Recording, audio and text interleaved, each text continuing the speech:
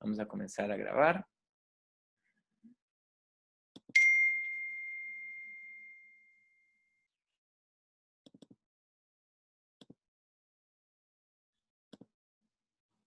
Ok.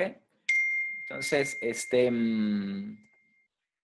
esta es una imagen de Ganesha, ¿verdad? Siempre en la tradición de la India, pues es bonito invocar a Ganesha y simplemente hacer un saludo a Ganesha, ¿sí? Entonces voy a cantar un mantra que es muy simple, muy sencillo de Ganesha. Después voy a cantar otro mantra con el armonio. Es un mantra un poquito más completo. Entonces, si gustan poner manos al corazón en Anjali Mudra y se unen conmigo al mantra, el tronco esté largo, la columna está recta. Si quieren manos al corazón en lo que llamamos Anjali Mudra. Anjali significa ofrenda. Entonces, cuando pongo las manos al corazón es como una ofrenda al corazón y el corazón es un altar. ¿Okay? Una ofrenda al altar del corazón. Lo canto una frase, es una frase muy sencilla. Y si gustan, lo repiten después mío. Om Gam Ganapataye Namaha. Dámoslo 3 veces. Om Gam Ganapataye Namaha. Om Gam Ganapataye Namaha. Una más. Om Gam Ganapataye Namaha. Om Gam Ganapataye. Gam es el bija, que se llama el bija mantra o mantra raíz de Ganesha. Es un sonido que representa la deidad. Y este Ganapati, Ganapataye, es otro nombre de Ganesha. ¿Ok? Namaha significa hacer una reverencia. Hacer una reverencia. ¿Ok? Ahora quiero cantar este mantra. Este es una mantra que pues yo lo aprendí de un maestro muy querido en India, en Rishikesh, que se llama Swami Atma. Hace unos años. Y pues lo canto mucho en clases. Me gusta mucho el significado, la intención del mantra. Y una razón también por la cual me gusta el mantra o que por la cual lo canto mucho en clases es porque no tiene mucha connotación religiosa. Y digo mucha porque en el sentido de que no menciona a ningún dios, no menciona a Shiva. A mí me gusta mucho cantar a Shiva, ¿eh? Pero en clases de yoga pues uno pues debería ser un poquito más, no sé si la palabra correcta es laico, ¿verdad? Un poco menos asociado a los dioses cuando canta mantras, ¿eh? ¿Ok? Entonces, yo no los puedo escuchar, pero sí me gustaría verlos, aunque sea moviendo la boca, aunque no los pueda escuchar. Entonces, yo canto una frase y yo la voy a repetir con la idea de que ustedes lo canten después mío. ¿Ok? Entonces, para que lo puedan decir primero, lo voy a recitar primero antes de cantarlo. Entonces dice, a eso le decimos de nombre Sarvesham a este mantra, ¿sí?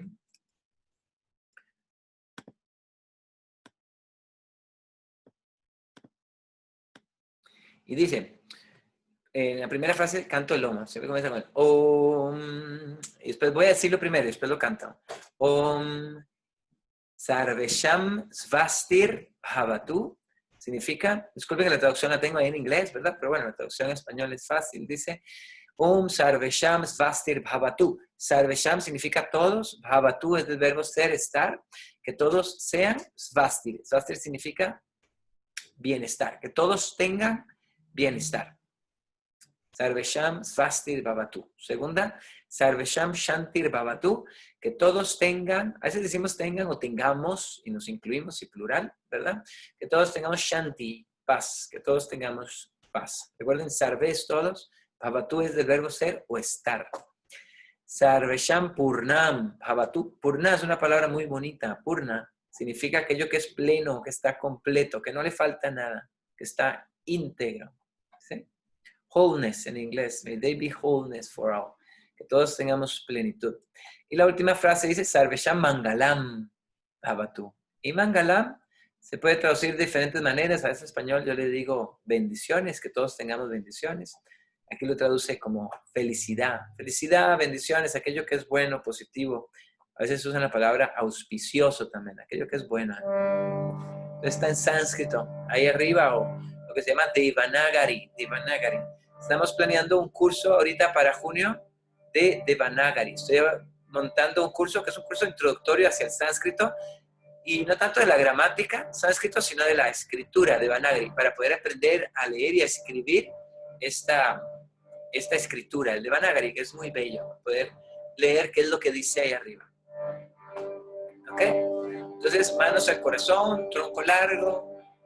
Si gustan, dejan los ojos abiertos para leer el mantra. Si lo conocen, pueden cerrar los ojos. Entonces, yo canto una frase. Cada frase la repito una segunda vez con la idea de que ustedes lo canten.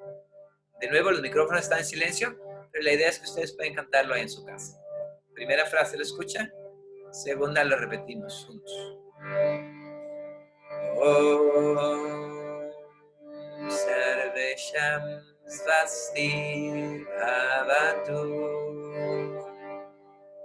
¿Juntos? Om Sarvesham Svasti Bhavatu. Sarvesham Shantir Bhavatu. Sarvesham Shantir Bhavatu. Sarvesham Purnam Bhavatu. Sarvesham Purnam Bhavatu. Sarvesham Mangalam Bhavatu. Sarvesham Mangalam Bhavatu. Juntos con el Om Shanti. Om Shanti, Shanti, Shanti. Cerramos juntos con el Om. Inhalamos.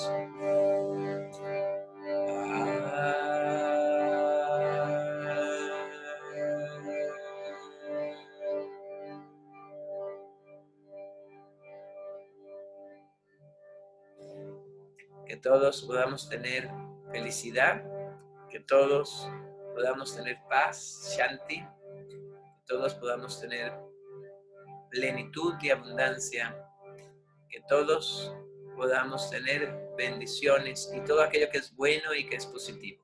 Om Shanti, Shanti, Shanti, Shanti.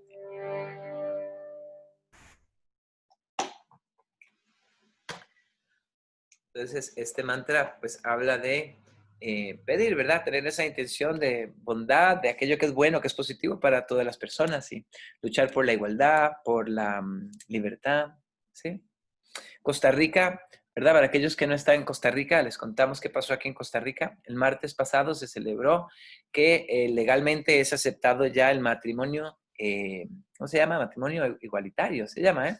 Que las personas del mismo género pueden casarse ya legalmente y tener igual de derechos que dos personas de género diferente que se casan y que tienen sus derechos como su compañero, su esposa o esposo. ¿Ok? Entonces en Costa Rica estamos celebrando que ya cualquier persona de cualquier género puede tener la libertad de escoger de poder casarse con otra persona del mismo género o de otro género. ¿Ok?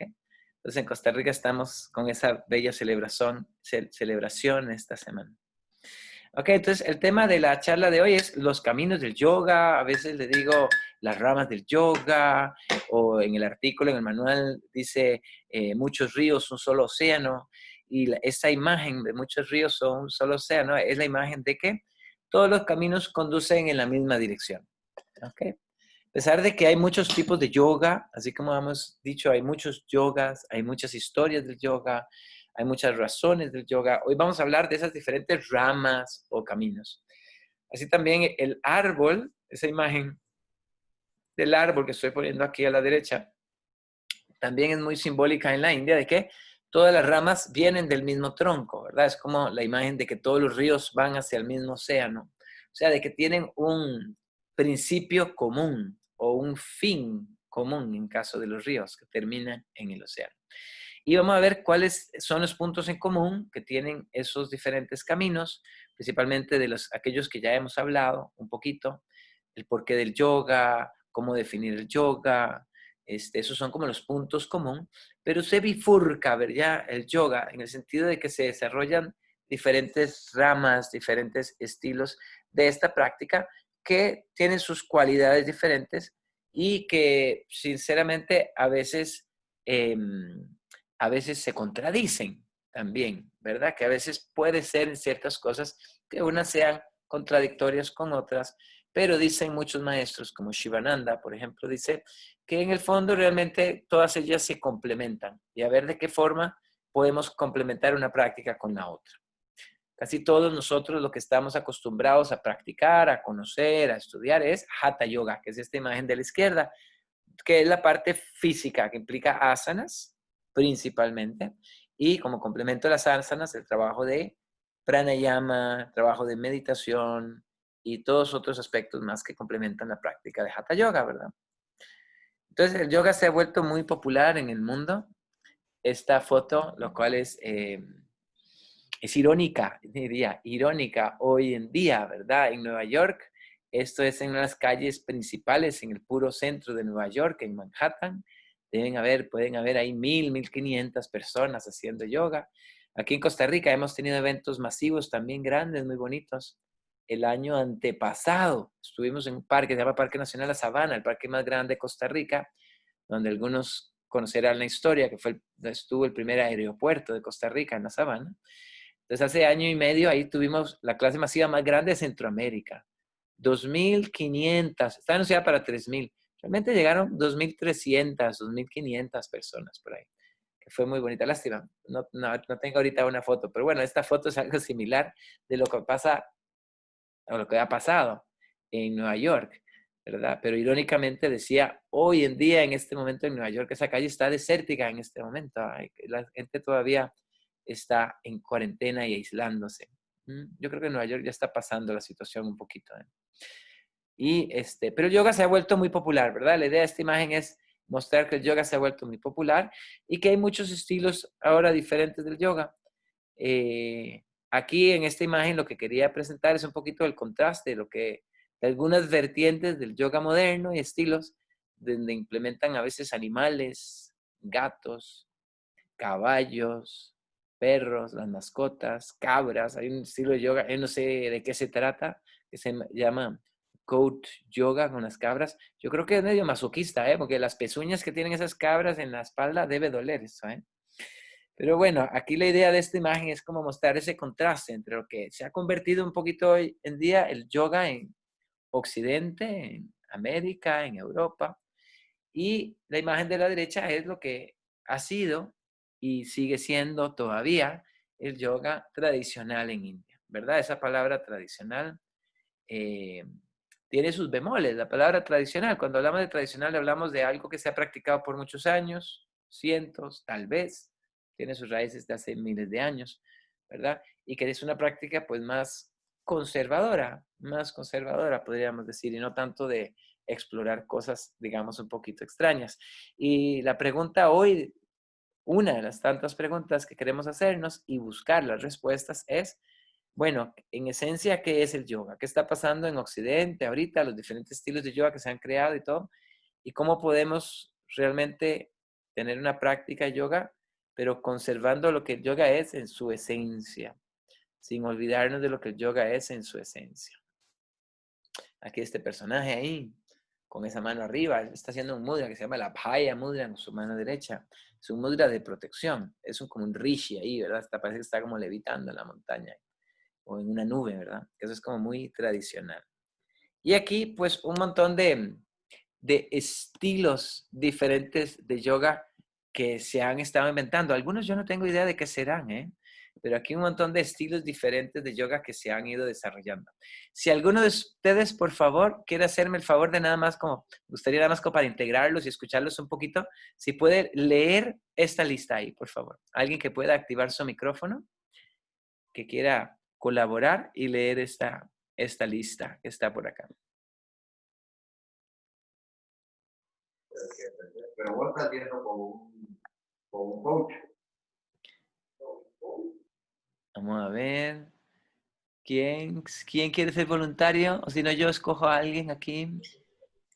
Yo Mónica, la leo. Mónica, adelante, señorita. Gracias. Aquí dice hip hop yoga, aqua yoga, cabra yoga, acro yoga, birra yoga, nude yoga, yoga militar, Star Wars yoga, African yoga, yoga y chocolate, yoga eira, power yoga, vinyasa yoga, paddle yoga, doga yoga, yoga y vino, anti-gravity yoga, yoga prenatal, yin yoga, yoga restaurativo, hot yoga, Bikram yoga, puntos suspensivos. Etcétera, y etcétera. Gracias. Entonces, bueno, hay varios de estos que yo no tengo idea, ¿eh? ¿Qué será Star Wars Yoga, eh? ¿Por qué yoga militar? ¿Mm? ¿Qué otras cosas extrañas ahí? Bueno, algunas cosas he visto fotos, paddle yoga, doga yoga, que es con el perro, African yoga. Una vez estuve en Jamaica, hace unos años estuve en Jamaica y fui a un centro de yoga para ver qué estaban haciendo en Jamaica, ¿verdad? En Kingston, en la capital. Y tenían una clase anunciada en Jamaica que se llamaba African yoga. Y yo, ¿qué será ese invento? ¿Qué será eso? Yoga africana, ¿verdad? Entonces me quedé, al final la clase se canceló, pero me quedé hablando con la profesora y me contó que sí, que es una yoga que viene de África y que se encontraron unos papiros y que yo no sé qué historias hay, ¿verdad? De que el yoga, había un yoga que se practicaba en África. Yo no me lo creo mucho, ¿verdad? Pero bueno, el punto es que el yoga se presta a la creatividad y podemos ser creativos e inventar cosas, ¿verdad? Pero hasta qué punto todos estos tipos de yoga, hasta qué punto realmente están respetando, conservando lo que es el yoga en su esencia. Y algunos yo creo que no, ¿verdad? Algunos tienen otras funciones, otros fines, ¿verdad? Por ejemplo, el tema del birra yoga, que es el yoga donde toman alcohol y practican yoga, o no sé si han visto esos videos también que existen en algunos estados, ya de Estados Unidos, no sé si en Canadá, también donde ya está permitida el consumo de marihuana. Entonces, la gente va a los estudios de yoga y fuman marihuana o consumen marihuana de alguna forma y practican yoga. Bueno, yo creo que cada quien es libre de practicar yoga como quiera, pero yo creo que en esencia la idea es, si queremos practicar el yoga, lo que es realmente auténtico, tenemos que ver como qué es el yoga en su esencia y de qué forma a veces todos estos tipos de yoga realmente se comienzan a alejar mucho de lo que el yoga es en su origen, es en su esencia. Entonces, nuestro amigo aquí, Adrián, con el que tuvimos 2 charlas, que realmente soy seguidor mucho de su trabajo y de sus libros. Ahorita estoy leyendo el libro de la historia mínima del yoga y está buenísimo. Adrián en uno de sus textos dice, Adrián Muñoz, dice, la taxonomía, la palabra taxonomía viene de ahí, de cómo ponerle los nombres a las cosas, cómo separarlos y dividirlos, ¿verdad? La taxonomía. La taxonomía de los diferentes tipos de yoga es tan difícil de aprender como el mercurio en la palma de la mano, ¿verdad? Que se escapa a la mano. Entonces, así de difícil es y de complejo tratar de estructurar y dividir en yogas en diferentes estilos, ¿verdad? A través del tiempo hemos dicho que han existido muchos tipos diferentes de yoga y la idea es que es difícil cómo separarlos. Tal vez hace 1000 años separaban los yogas de una manera, tal vez en la Edad Media, siglo XIV, XV, se separaba el yoga de una manera, existían ciertos tipos de yoga, y hoy en día, por ciertas influencias, existen otras formas de dividir los estilos de yoga. Entonces, pues ahora vamos a hablar una que es muy común de la que vamos a hablar hoy, donde la vamos a dividir en 5 tipos, ¿verdad?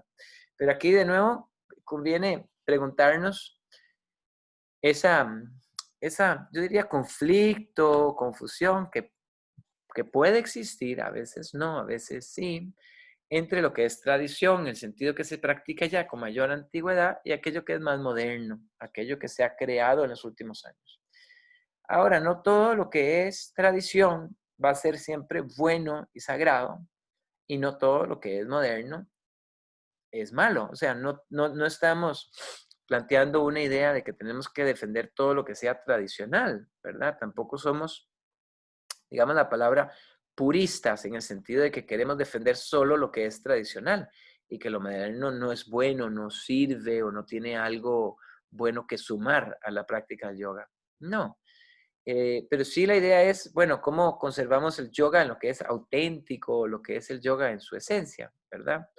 Habrán cosas de la tradición que no queremos mantener en la tradición, ¿verdad? Y habrán cosas modernas que sí nos gustan y que sí son válidas y que sí están bien justificadas y que sí queremos seguir promoviendo. Pero la idea es como entrar en esa pregunta, ¿verdad? Hacernos nosotros mismos esa pregunta. Por ejemplo, esta es una práctica tradicional en India, algo que no existe, muy difícil que exista afuera de India. Todas estas prácticas de tapasya, de austeridades, se llama el Pancha Agni Tapas. Pancha Agni. Pancha 5, Agni fuego, tapas austeridad. La austeridad de los 5 fuegos, que hacen un círculo con 5 fuegos y después esos 5 se van multiplicando y multiplicando hasta que es un círculo. ¿Verdad? Que hemos presentado algunas imágenes de esto y que hablamos que hace 1000 años los orígenes del yoga vienen de ahí, de esas prácticas de austeridades. A veces le llaman mortificaciones o otras palabras. Recuerden que tapas, tap significa calor y es aquello que genera una fricción por un esfuerzo y que genera calor. Y entonces, esta imagen en contraposición a esta otra imagen, que es lo que se está dando en algunos lugares, algunos países, con estas ideas de consumir alcohol, por ejemplo, antes de la práctica del yoga. Y repito, yo no es la idea de que tomar alcohol es malo para nada, ¿verdad? O sea, si la gente quiere tomar alcohol, siempre que sea de una manera responsable y balanceada, sin abusarse, está bien, ¿verdad? Pero la idea de mezclar el consumo de marihuana, consumo de alcohol, con la práctica de yoga es algo que va en contra de su esencia, de la práctica del yoga. El yoga busca mucho pureza del cuerpo, pureza de la mente. Y si nos intoxicamos con cualquier consumo de sustancias, pues vamos en contra de la práctica del yoga. Yo no me imagino después de tomarse una cerveza como pueden ser una brixasana, una parada de manos, una pinche mayurasana. Creo que sería bien peligroso. Sería peligroso. Entonces, de nuevo, preguntarnos cómo encontramos ese balance entre lo que es tradicional, aquello que es antiguo, que es válido, donde mantenemos el yoga en su esencia, y aquello que es moderno, pero cómo encontramos ese balance. Entonces, algunas ideas, aquí como tratando de resumir algunas cosas que ya hemos hablado cuando hablamos de el porqué del yoga, las definiciones del yoga. Si tratáramos de decir cómo podríamos definir el yoga en su esencia, ¿verdad? Y aquí cualquier otra idea, les pido que por favor colaboren, sumen un poquito, pueden poner comentarios en el chat, a ver qué consideran ustedes. Yo planteé unas 2, 3 ideas por acá, pero me gustaría escuchar y ver ideas que proponen ustedes de qué es el yoga en su esencia. Entonces, número 1, que es una práctica de liberación soteriológica. Recuerden, en la segunda charla se llamaba El porqué del yoga. La esencia de esa charla que hablamos de por qué nace el yoga y cómo se justifica la práctica del yoga era que el yoga surge por una búsqueda de liberación. ¿Okay? Cuando hablamos de qué es liberación del sufrimiento. ¿Por qué sufrimiento? ¿Verdad? Todo un montón de ideas que vienen ahí en cuanto al tema del sufrimiento. Recuerden, la palabra sufrimiento en sánscrito es dukkha. Se escribe D-U-H-K-H-A. Dukkha. Se pronunciaría correctamente. Dukkha. ¿Qué quiere decir sufrimiento?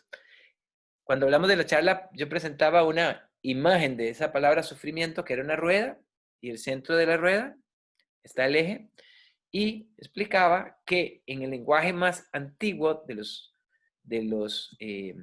algunos de los pueblos originarios en India, digo algunos porque había muchos, no era solo uno, pero los que eran los descendientes de los indoarios o indoeuropeos que invadieron India, según las teorías que hay, son teorías lingüísticas principalmente y genéticas que hay, de que estos indoeuropeos invaden la India y que ellos desarrollan después el sánscrito. O sea, el sánscrito se desarrolló en India, pero a partir de la descendencia de estos migradores, ¿verdad? Estos que migraron a India, al norte de la India.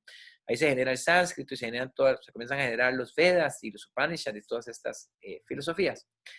Entonces ellos planteaban concepto que ka, la palabra ka significaba espacio y su significaba buen y du significaba un mal.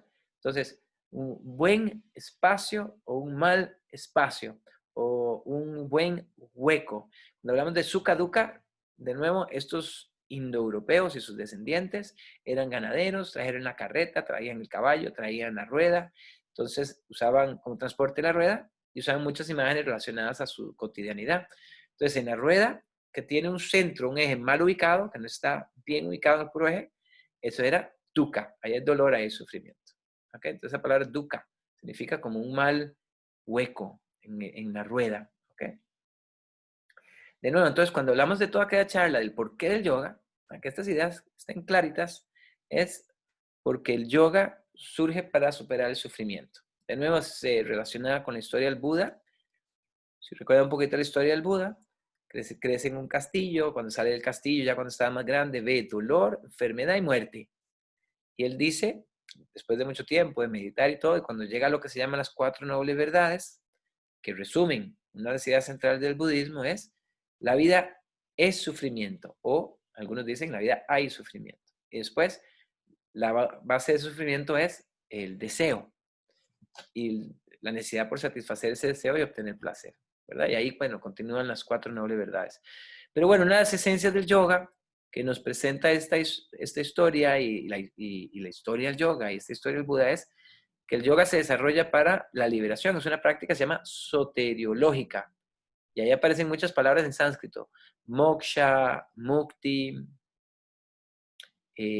kaivalya, usan los yoga sutras. Nirvana, usan los budistas. ¿Ok? Todos estos conceptos se refieren a la misma idea, que el yoga busca la liberación del dolor. Que busca un bienestar integral de la persona. Y ahí estoy poniendo entre paréntesis salud. Ahora, eso es más moderno, porque la práctica más antigua del yoga, cuando todas estas prácticas de austeridades, no necesariamente estaban buscando una salud física, ¿ok? Sus objetivos eran un poquito otros, pero sí podríamos decir que en esencia busca un bienestar integral de la persona. Y cuando decimos integral, cuerpo, mente, espíritu. También pretende crear un mundo de mayor compasión, libertad, felicidad en todas las personas. O sea, no es simplemente una práctica que tiene un fin personal, objetivo, sino que tiene un fin social para un bien social también. Y aquí les hago la pregunta a ustedes aquí para que me den algunas ideas y opiniones, reflexiones. ¿Qué más podríamos considerar como la yoga en esencia? ¿Qué otra cosa es el yoga en esencia?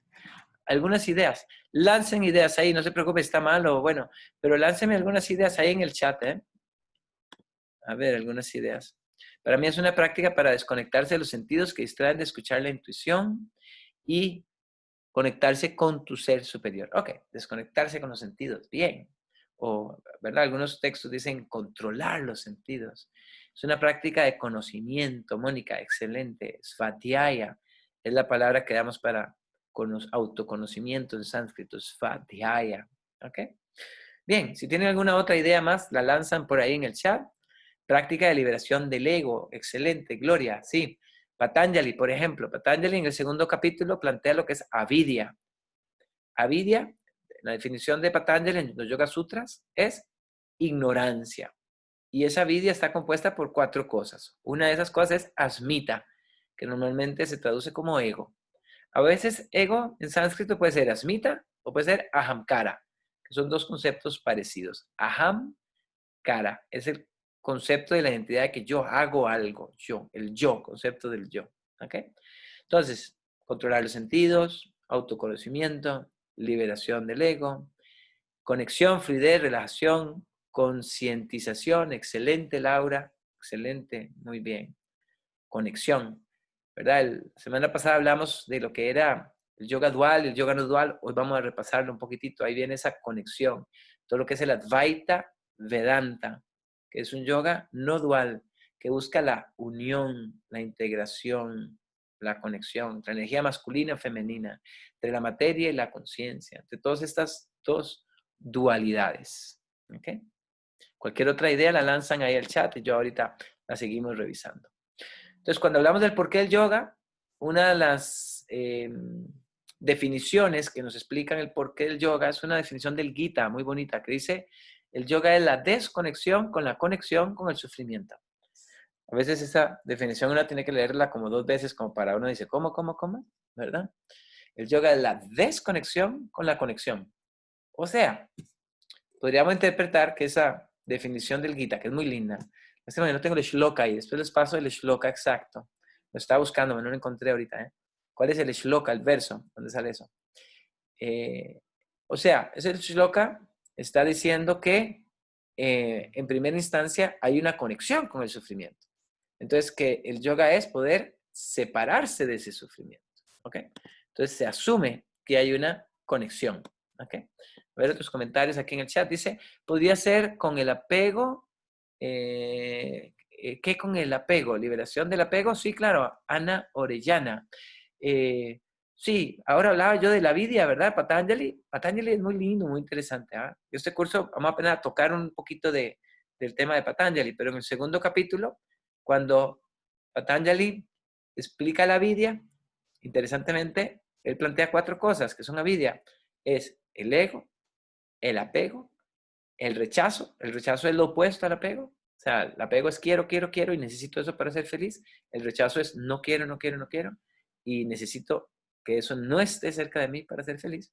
Y el último es abhinivesha, que es miedo a la muerte.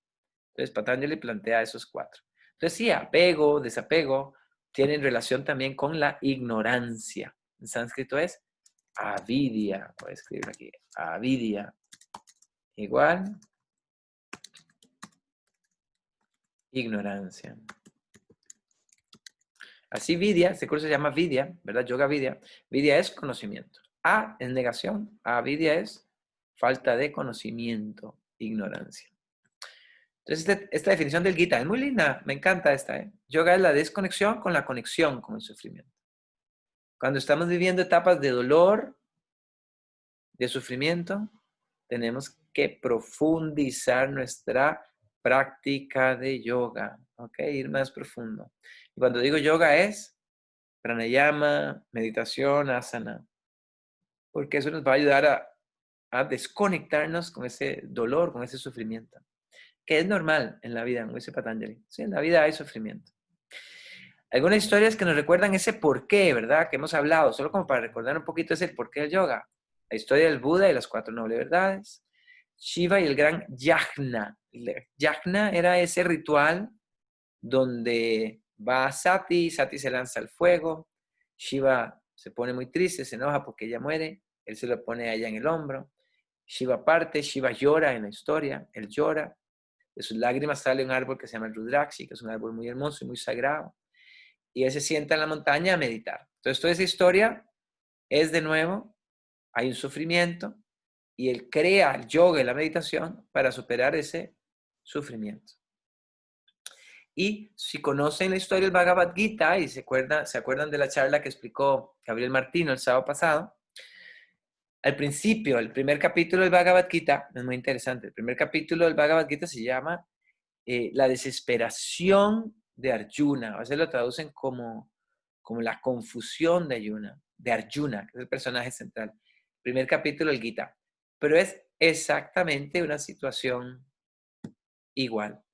Arjuna está en un momento de incertidumbre, de dolor, porque tiene que ir a la guerra a luchar contra sus parientes, sus amigos, sus maestros, sus primos. Entonces él está en un momento de confusión y sufrimiento. Y Krishna le transmite la enseñanza del yoga, del Bhagavad Gita, y así Arjuna logra superar ese sufrimiento. Entonces, de nuevo, como un denominador de todas estas ideas, el porqué del yoga es para superar el sufrimiento.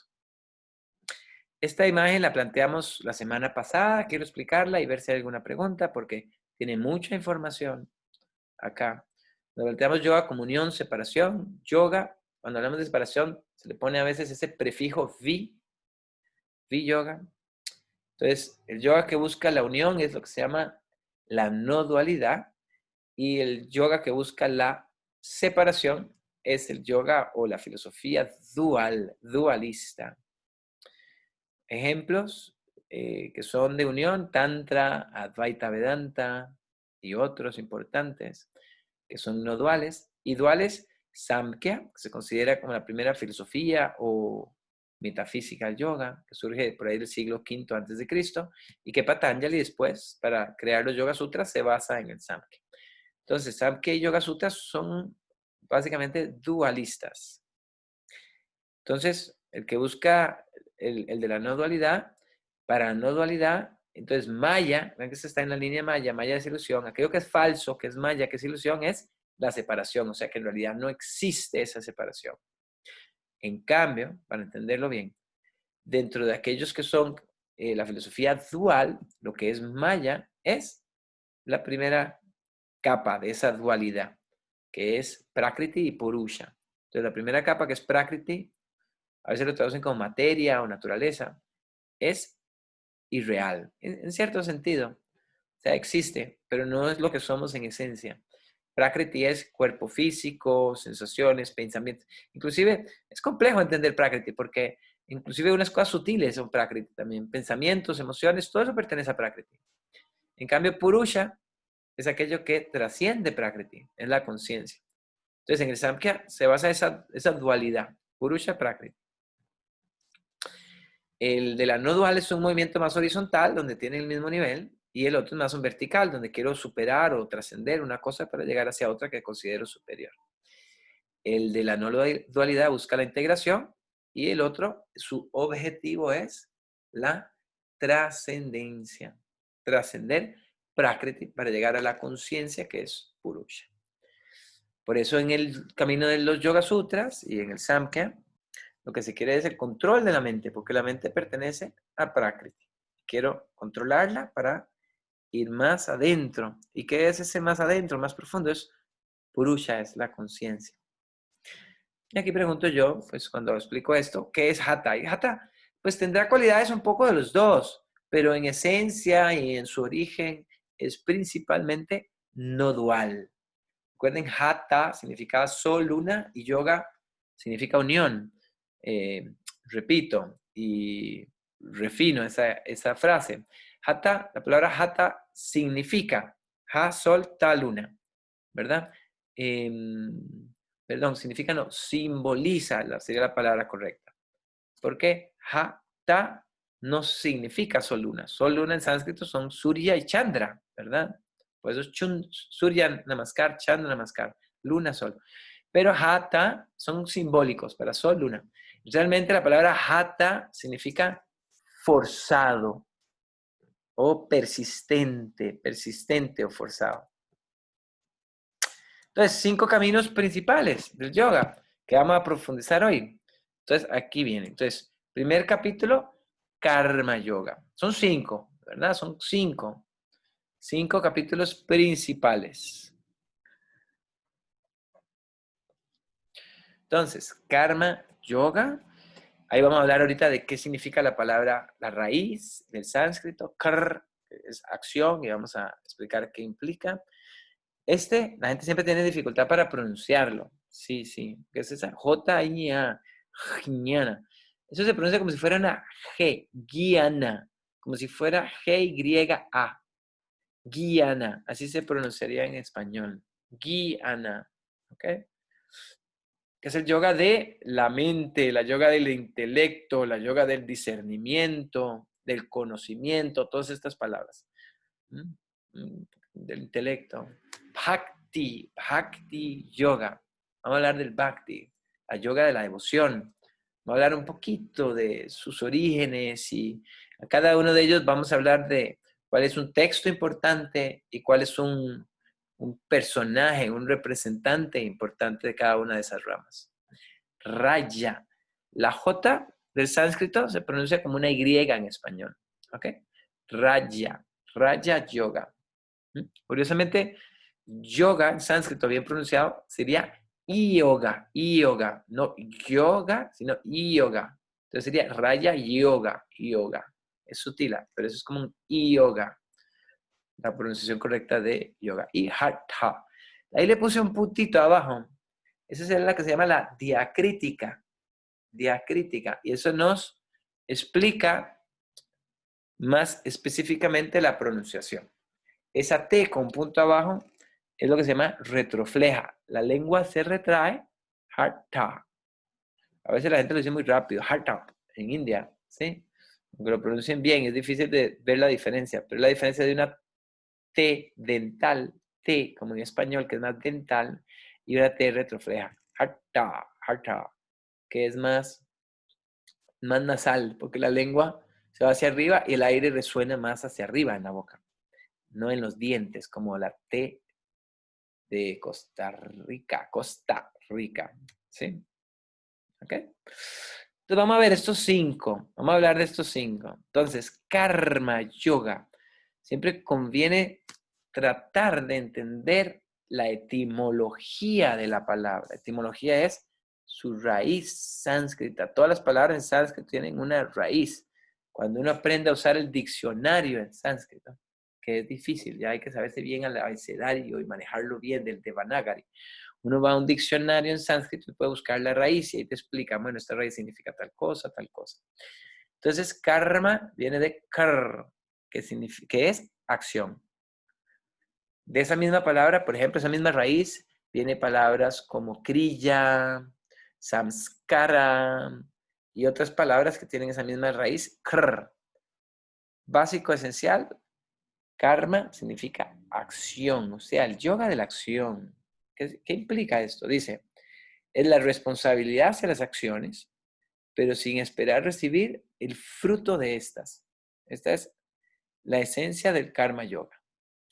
Entonces, esta yoga viene en el Bhagavad Gita, y habrán otros textos que hablan más de esta yoga también, pero en esencia el que define y establece qué es karma yoga es el Gita. Y el Gita dice, yoga es cuando realizas una acción bien hecha, con excelencia, y sin embargo, no estás esperando los resultados de la acción. ¿Ok? Ahora vamos a ver algunos de los shlokas que explican un poquito más esto. Dice, el acto desinteresado para el beneficio de los demás. Esa es otra definición que se va. Ahí inclusive ese beneficio para los demás, el Gita inclusive no define qué es para el beneficio de los demás. El Gita nada más dice, bueno, es un acto desinteresado. Y bueno, ¿en qué sentido sí, en qué sentido no desinteresado? Yo diría que no en el sentido de que sí me interesa que el acto se haga bien. Pero el punto aquí importante para que una práctica sea karma yoga es cuando tenemos una acción, pero me desapego, de nuevo, esa palabra que estamos hablando hace un rato, apego, desapego, cuando yo corto el apego con los resultados de esa acción. ¿Ok? Es como ponerlo, podríamos decirlo, si creen en Dios, es como hacer algo, ponerlo en las manos de Dios y decir, bueno, yo hice mi máximo esfuerzo y hasta ahí. Y estar contento con la acción, sin importar, diría un poquito como de indiferencia hacia las consecuencias de la acción. ¿Ok? Ya sea que si las podemos catalogar como malas o buenas. Autoridad, una autoridad pues, famosa, conocida, que es un ejemplo de Karma Yoga, Mahatma Gandhi, por todo el trabajo social que él hizo. Él fue a África, estuvo en África, en Sudáfrica muchos años, volvió a India y en India luchó en contra del colonialismo inglés, de la opresión inglesa. Hizo muchas cosas como la caminata de la sal, que es famosa, que son más de 20 días que caminó atravesando toda India para luchar en contra de leyes injustas que tenían los ingleses hacia los indios, de que no les daban permiso de comerse la sal que se producía ahí mismo, en su tierra, y que tenían que pagar un impuesto altísimo. Unas injusticias que tenían los ingleses cuando tenían ahí a la India como colonia. Texto importante, Bhagavad Gita. Como curiosidad, acá, y esto hace poquito a mí me lo explicaron bien, cuando hablamos del Bhagavad Gita, realmente es en femenino, la Bhagavad Gita, no en masculino. Ustedes lo traducen en masculino, pero en realidad es femenino, la Bhagavad Gita, que es femenino en sánscrito, que significa el canto del Señor. Bhagavad viene de Bhagavam, que es otro nombre como para Dios, y Gita es un canto, como el canto del Señor. Época inmemorial en el sentido de que se habla que el karma yoga pues no tiene una fecha específica en la que nace. Si quisiéramos establecer una fecha, podríamos asociarlo a la fecha en la que se escribe el Gita, que es complejo de definir exactamente la época del Gita, pero se sabe que ya el Gita estaba terminado en toda su estructura, porque se fue evolucionando a través de siglos, por ahí del siglo IV, siglo III antes de Cristo. Entonces, si quisiéramos ubicar una fecha, podríamos ubicar la fecha en la que se sabe que surge el Bhagavad Gita. Para el karma yoga y la acción correcta es una plegaria. Es una frase que se tiene sobre karma yoga. Entonces, la acción correcta es una plegaria. Eso se hace en el sentido de que uno actúa y le dedica esa acción hacia aquello que es trascendental, hacia Dios o cualquier otra cosa que sea trascendental. O sea, uno no lo hace por un beneficio propio. La marcha de sal, se lo mencionaba, marzo a abril de 1930, 24 días caminando para romper la ley del impuesto sobre la sal. Satyagraha. Una de las cosas que desarrolló Gandhi, después lo tomó Martin Luther King y otro montón de líderes más, ¿sí? Es la desobediencia civil no violenta. La desobediencia civil no violenta. ¿Sí? ¿Qué consiste? Es en tener una rebeldía hacia el Estado, hacia el gobierno, que tiene leyes injustas, pero no rebelarse de una manera agresiva y violenta, sino a través de la pasividad. Gandhi caminó 24 días y se le fueron sumando miles de personas.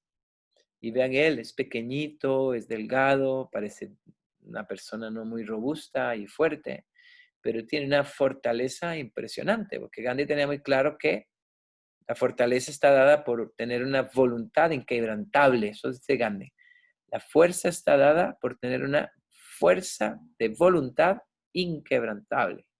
24 días caminando a través de India para llegar a una costa, a una playa, agarrar la sal ahí en la costa, en la playa, y metérsela a la boca. Y ahí lo arrestaron y lo metieron a la cárcel, lo pasó en la cárcel. ¿Okay? Entonces es un acto de karma yoga en el sentido de que él estaba luchando por los derechos de los indios y de las clases más bajas, ¿verdad? Y en contra de leyes injustas que los obligaban a pagar estos impuestos. Unas imágenes bonitas de Gandhi. Gandhi tiene también las personas que lo han criticado y se han escrito libros en contra de él. Gandhi fue asesinado por una persona que no estaba de acuerdo, inclusive una persona que era de su misma religión, que era un hindú. Y en India todavía, digo, porque uno afuera de India lo alaban mucho a Gandhi, ¿verdad? Como un santo. Pero en India hay gente que no lo quiere todavía y que habla mal de Gandhi, en el sentido de que pues todo el mundo tiene su opinión y no todo el mundo iba a estar de acuerdo con él. Pero una de las cosas es que cuando venía la independencia de India en 1947, él luchó mucho por los derechos de los musulmanes. Y los indios realmente no estaban de acuerdo que él, siendo indio, estuviera defendiendo a otros de otra religión. Pero es que una de sus grandes ideas de él, y por eso fue lo que él lo hizo tan grande realmente y sabio, como otros sabios como Vivekananda también, es que luchó por mucha la integración, por la liberación, por la superación de todas las clases más bajas, ¿verdad? Esos anteojitos que tiene Gandhi, pues no sé si saben la historia, pero esos anteojitos redondos, ¿verdad? Inspiraron a John Lennon. John Lennon, que tenía los anteojos redondos, él los tenía así por inspiración de John Lennon. ¿Okay? Aquí está, ¿sí? Entonces, Gandhi ha inspirado mucho al mundo. Gandhi tiene un libro que se llama Mis experimentos con la verdad. Hay otro libro de él que se llama La autobiografía de él, que es muy linda. Es muy interesante la vida de él, ¿eh? Precursor de unos grandes exponentes y promotores del ayuno, ahimsa, la no violencia, el vegetarianismo, y otro montón de prácticas que vienen mucho del yoga. Se inspiró mucho en las religiones jainistas también, que practicaban mucho, que tenían votos muy fuertes de no violencia. Y otro personaje, eso lo incluía aquí para esta charla, que antes no lo tenía, pero es un personaje importante, interesante, ¿eh? Que es un personaje real y mitológico, como muchas cosas en la India, donde la realidad se mezcla con la mitología. Y es un personaje que se llama Shri Chaitanya Mahaprabhu, ¿verdad? Me pareció interesante hablarles un toquecito de él. Él es uno de los precursores del Kirtan, se considera el creador del Kirtan. Él vivió por ahí del siglo XV en el noroeste de la India, en la zona de Bengal, la zona de bengalí, y es parte de los descendientes de todo el movimiento Hare Krishna o Vaishnavas, que se llaman también. Entonces él era un Vaishnava, devoto de Krishna, y adoraba a Radha también. Entonces hay muchas historias y mitología de él, inclusive sobre su muerte. Desapareció él, un día desapareció, nunca se supo qué pasó, si murió, no murió, y él realmente creen que es una encarnación. Se cree, los devotos en esta tradición creen que él es un devoto de Dios, un avatar de Dios. Sri Chaitanya Mahaprabhu. Entiendo que él fue el creador de un tamborcito de la India muy famoso. Yo tengo unos acá también. Tengo 3 que me gustan mucho. La mirdanga. Se dice, no estoy seguro, pero se dice que él es como el creador del concepto de la mirdanga y uno de los creadores del kirtan, canto de mantras, canto de mantras. Y tiene frases muy bonitas. Hay una frase que siempre me gustó mucho, que ahora la estaba buscando y la conseguí acá, un poquito borrosa ahí. Pero esto es una frase muy bonita. La leo en inglés y la traduzco. Dice, be more humble than a blade of grass, more tolerant than a tree, always offering respect into others and never expecting any in return. Después la voy a traducir a español y se las paso. Significa, ¿verdad? Ser más humilde que una espiga de zacate. Que algo tan pequeño e insignificante. Ser más humilde. Ser más tolerante que un árbol. Más fuerte y que aguanta cualquier cosa, que aguanta cualquier tormenta, el sol, el calor, la lluvia. El árbol aguanta todo. Tener esa fuerza, esa tolerancia. Siempre esperar, siempre ofrecer respeto hacia los demás y nunca esperar respeto de vuelta.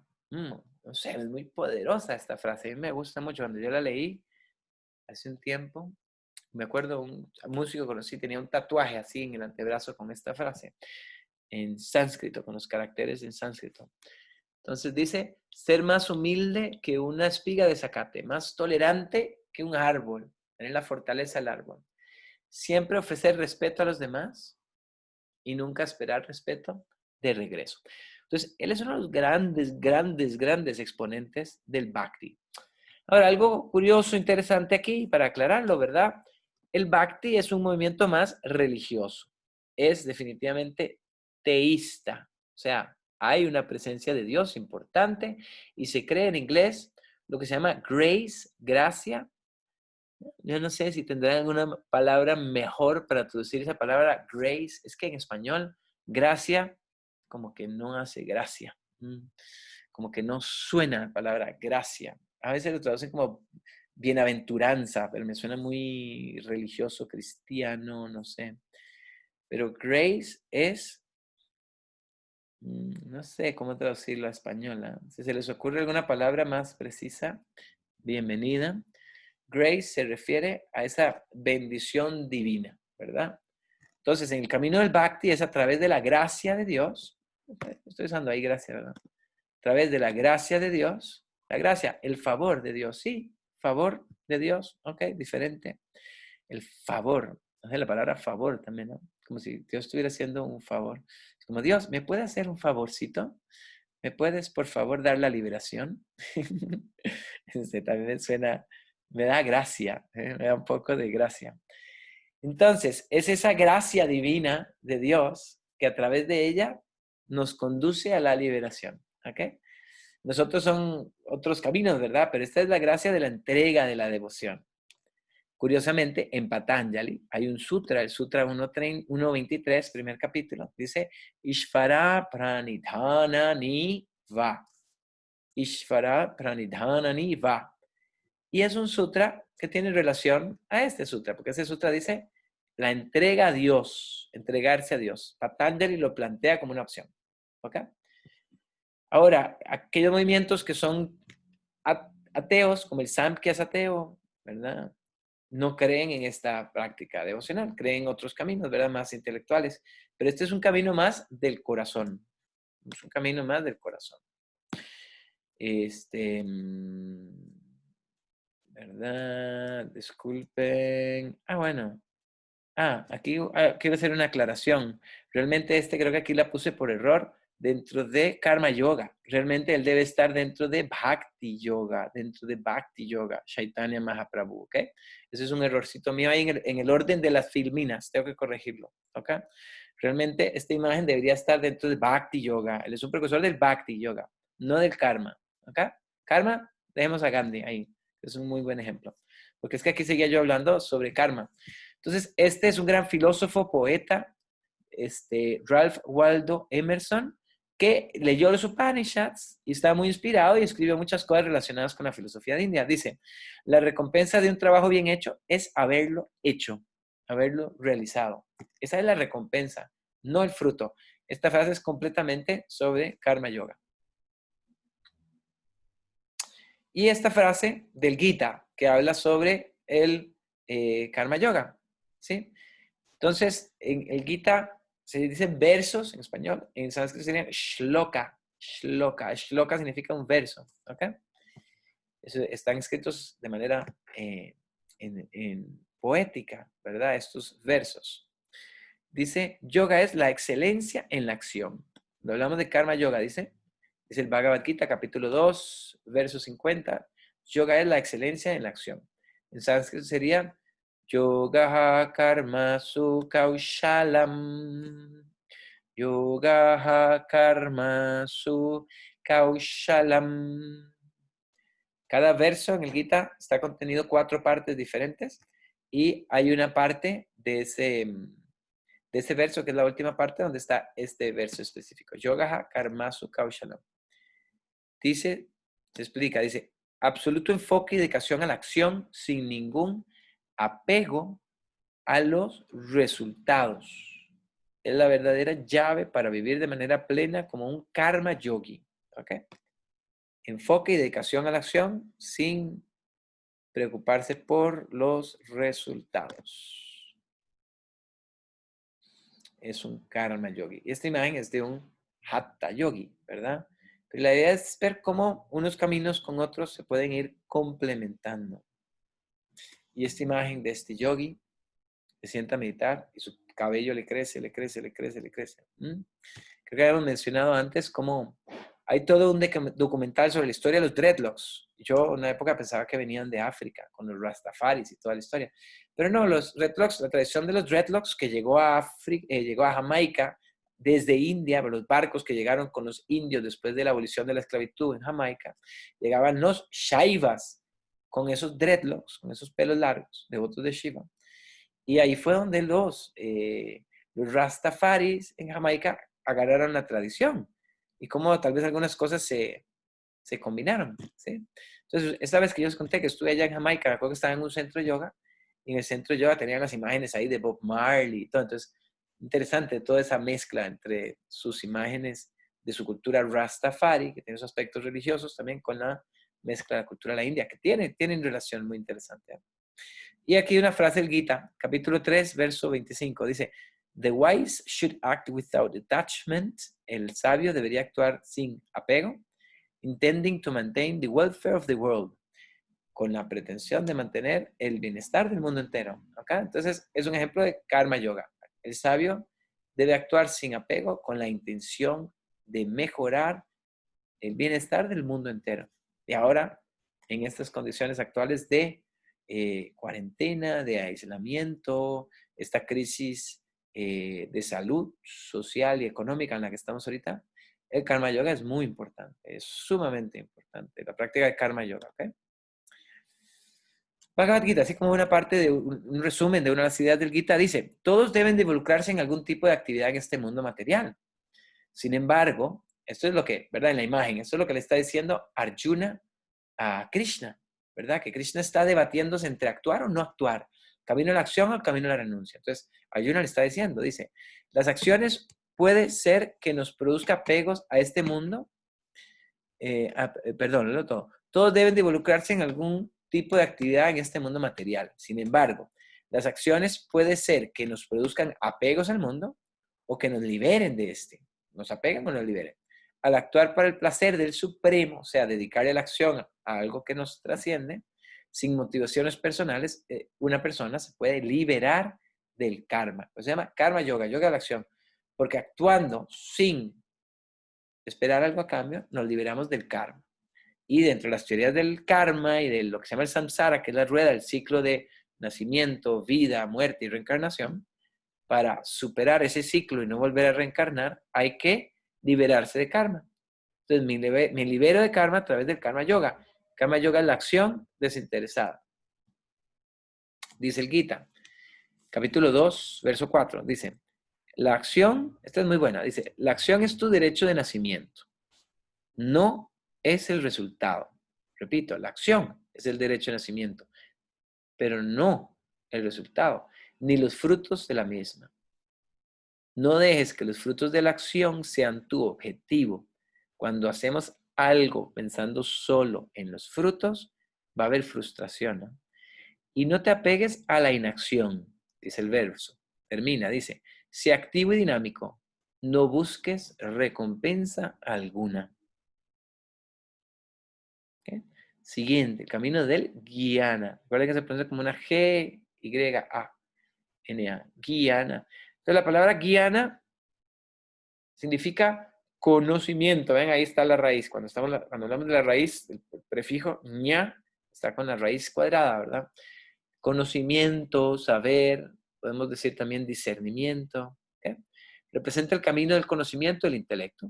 Implica tanto estudio como meditación.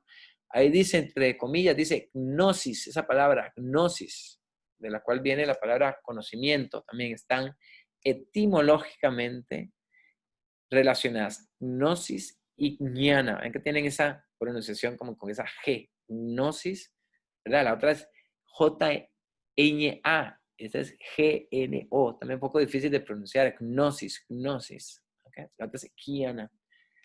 Y gnosis es conocimiento. Una autoridad importante, varias que han sido personas más intelectuales, grandes expositores, ¿verdad? Entonces aquí presentó dos, han habido muchos, pero el primero Swami Vivekananda, que es considerado el primer yogi que trae el Yoga America, años 1890 en Chicago, Estados Unidos, el gran discurso, ahora les hablo más de Vivekananda, gran discurso sobre la filosofía, un discurso que es sublime, que es muy bello, la gente se levantó y lo ovacionó a aplaudirle y todo. Es muy lindo, hay un video donde cuentan la historia de esto, si han visto este video sobre la historia del yoga, que se llama Yoga Unveiled, tiene dos partes. En la segunda parte es a donde se habla, al principio de la segunda parte, hablan de la historia de Vivekananda, muy bonito ese discurso. Y Krishnamurti, que era un gran sabio, filósofo, ¿verdad? Con toda la historia de la sociedad teosófica, lo que lo agarró muy joven y después él se reveló a la sociedad teosófica. Entonces estos dos sabios son considerados Jnana Yogis, por ser sabios, grandes mentes, ¿sí?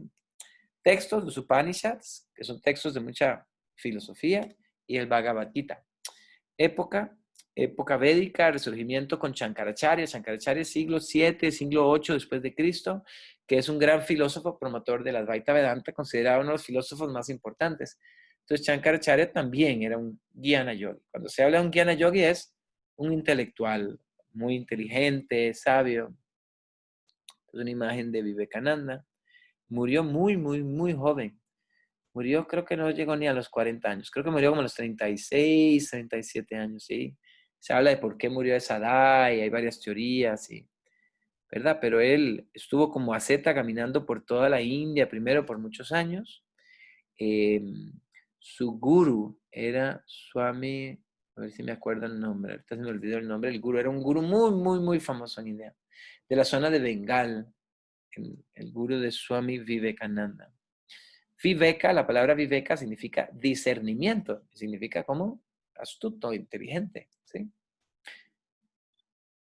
Entonces, en 1893 es cuando él está en el Parlamento del World Religions, de las religiones del mundo en Chicago, y él presenta, pues, sus ideas a través de un discurso. Una de sus ideas centrales, en sánscrito se dice así, Sarva Dharma Asana Bhava. Sarva Dharma Asana Bhava. Significa que todas las religiones llevan el mismo objetivo. Él era muy incluía a todas las religiones, no quería separar, no quería aislar, un poquito como también las ideas de Gandhi, que se inspiró mucho en Vivekananda, mucho, mucho, mucho. Pero él no quería la separación y el aislamiento de las diferentes religiones, como otros movimientos, inclusive hinduistas, que a veces buscan mucho separar el hinduismo de los musulmanes y y las otras religiones. En India hay, claro, hay cristianos, hay budistas, hay muchas religiones diferentes. Pero él creía en la integración de todas las religiones. Él es filósofo Advaita, enseña el camino de la integración también de Purusha y Prakriti. Bueno, disculpa, yo no me acordaba el nombre del gurú, ahí lo tengo. Discípulo de Ramakrishna Paramahansa, que es un gurú muy, muy, muy famoso. La historia de Ramakrishna es increíble, es increíble. La historia de Ramakrishna es muy bonita. Y aquí en este link, ¿verdad? Yo les voy a pasar el link y en realidad el video ya está en Cuaderno Online. El video estuve buscando varias versiones. Hay unas versiones donde el audio no está muy bueno. Hay una donde está, creo que puse dos ahí. Hay una donde está el texto ya traducido a español y hay otra donde el audio está mejor, pero que el texto no está traducido a español. Pero por si gustan escuchar el discurso de él de 1893, que es muy bello, que es muy interesante. Para escuchar un poquito lo que es las palabras de un Jnana Yogi. Ideas principales de su mensaje. Dice, la tradición india cree no solo en tolerancia, sino que en aceptación de que todas las religiones son verdaderas. Todas las religiones son verdaderas. Muy lindo eso. Y el hinduismo estaba incompleto sin el budismo y viceversa. Entonces, él integra budismo, jainismo, cristianismo, zoroastrismo, todas las religiones que habían en India, él quiere integrarlas y no separarlas, no aislarlas. Y dice esto es interesante, dice, si alguien sueña de la exclusiva sobrevivencia de su religión y la destrucción de las otras, como algunos religiosos que solo creen en su religión y la salvación solo está en su religión y los demás se van a ir al infierno, ¿verdad? Entonces él dice, si alguien cree así, dice, realmente me apena desde el fondo de mi corazón y le digo que pronto todas las religiones aceptarán el lema ayuda y no pelea, asimilación y no destrucción, armonía y paz en lugar de fricción. ¿Okay? Estos son partes de todo el mensaje de Swami Vivekananda. Swami Vivekananda abrió camino en América, importantísimo. Después él se quedó unos años en América, creó escuelas, creó institutos. Entonces, muy importante, las primeras ideas que vinieron de las filosofías de la India a América vinieron con Swami Vivekananda. Es un ser muy, muy querido. En India hay muchas esculturas, estatuas de Swami Vivekananda por todo lado. El otro Krishnamurti, más moderno, más nuevo, mi padre, pues que ha sido fanático, seguidor de Krishnamurti, tuvo la oportunidad de conocerlo en Estados Unidos, cuando Krishnamurti ya estaba muy mayor, y tiene unos discursos muy bellos. Los libros de él son bonitos, hay muchas charlas de él, en YouTube encontrarán, ahí yo tengo el link de una de ellas ahí en el Cuaderno Online, si quieren escucharlas. Y algunas donde dicen cosas muy, muy bonitas. Realmente es una mente muy, muy, muy desarrollada. La historia de él, si no la conocen, es súper interesante. Desde muy, muy pequeño lo agarraron como si él fuera un avatar, como si fuera un ser elegido, casi como un dios, ¿verdad? Como un avatar. Lo agarró un movimiento metafísico que se llamaba la Sociedad Teosófica, que estuvo en India muy fuerte a principios del siglo XIX y XX, ¿sí? Y Madame Blavatsky y otros personajes ahí muy interesantes que se influencian por todas las filosofías de la India y promueven muchas de las filosofías de la India. Entonces lo agarran a él desde muy niño, le dan una educación excepcional, lo educan como si él fuera un nuevo avatar, ¿sí? Una persona trascendida. Y cuando llega a dar su primer discurso ya como avatar, como iluminado, representando a la sociedad teosófica, él dijo, lo siento mucho, pido disculpas, yo no soy ningún avatar, no soy ningún iluminado, no creo en ninguna religión y cada persona tiene que desarrollarse por su camino personal, ¿verdad? Y ahí plantea más sus otras ideas filosóficas. Él no creía en la espiritualidad como un movimiento organizado, él no se creía un gurú, sin embargo, pues se convirtió para muchos en un gran maestro, ¿verdad? Pero habla muy lindo, habla sobre la educación, sobre el amor, sobre la libertad. Decía un amigo mío que leía los libros de Krishnamurti, dice, la tercera vez que leo el libro ya voy entendiendo algo. Algunos son un poquito intelectuales y difíciles de entender. Mi amigo decía, tengo que leerlo 3 veces para entenderle algo. Ok, ahora sí, Bhakti. Entonces, dentro del Bhakti que debería estar Sri Chaitanya Mahaprabhu, ese personaje. Sí, un sabio, exactamente. Entonces, descripción del Bhakti. podrán encontrar esa raíz bhav. Yo la estuve buscando en varios lugares y tiene diferentes, he leído que significa diferentes cosas. Algunos he oído dentro del movimiento Bhakti, dicen que la palabra bhav significa, bhav es como emoción, bhav. Y bha, esa raíz bha, significa, algunos lo traducen como servir, el acto de servir. Dentro del movimiento Bhakti, lo que se llama seva, palabra seva, palabra muy bonita, es el acto de servir, es muy importante. El acto de servir, servir al maestro, servir al guru, servir a un compañero. Descripción, dice, es el yoga del amor y la devoción. El yoga del amor y la devoción.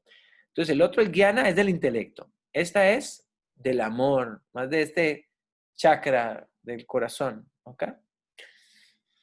A ver, ¿cómo llamamos el chakra del corazón? Díganme, ¿cómo se llama el chakra del corazón? Dice, este es un camino altamente teísta por su expresión devocional, religiosa, ¿sí? Y puede ser hacia diferentes dioses. Aquellos que su dios es Vishnu son Vaishnavas. Entonces, pertenece al movimiento Vaishnavismo. Los que su dios es Shiva, pertenecen al movimiento a los Shaivas, Anahata. Claro, tiene mucho sentido que el servicio al otro esté dentro de Bhakti y no de Karma. Anahata, eso es. Sí, Anahata es el chakra del corazón, ¿sí? Entonces, los devotos de Vishnu, Vaishnavas. Devotos de Shiva, Shivaísmo, son Shaivas. Devotos de Shakti, la energía femenina, la diosa, mujer, Shaktismo. Se llaman Shaktas, que son devotos de Shakti. Obviamente, tanto hombres como mujeres pueden ser devotos de Shakti, ¿verdad?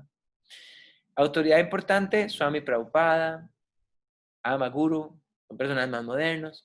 Y entonces entraría aquí en esta lista Shri Chaitanya Mahaprabhu, que lo había presentado antes, pero realmente pertenece aquí al Bhakti Yoga.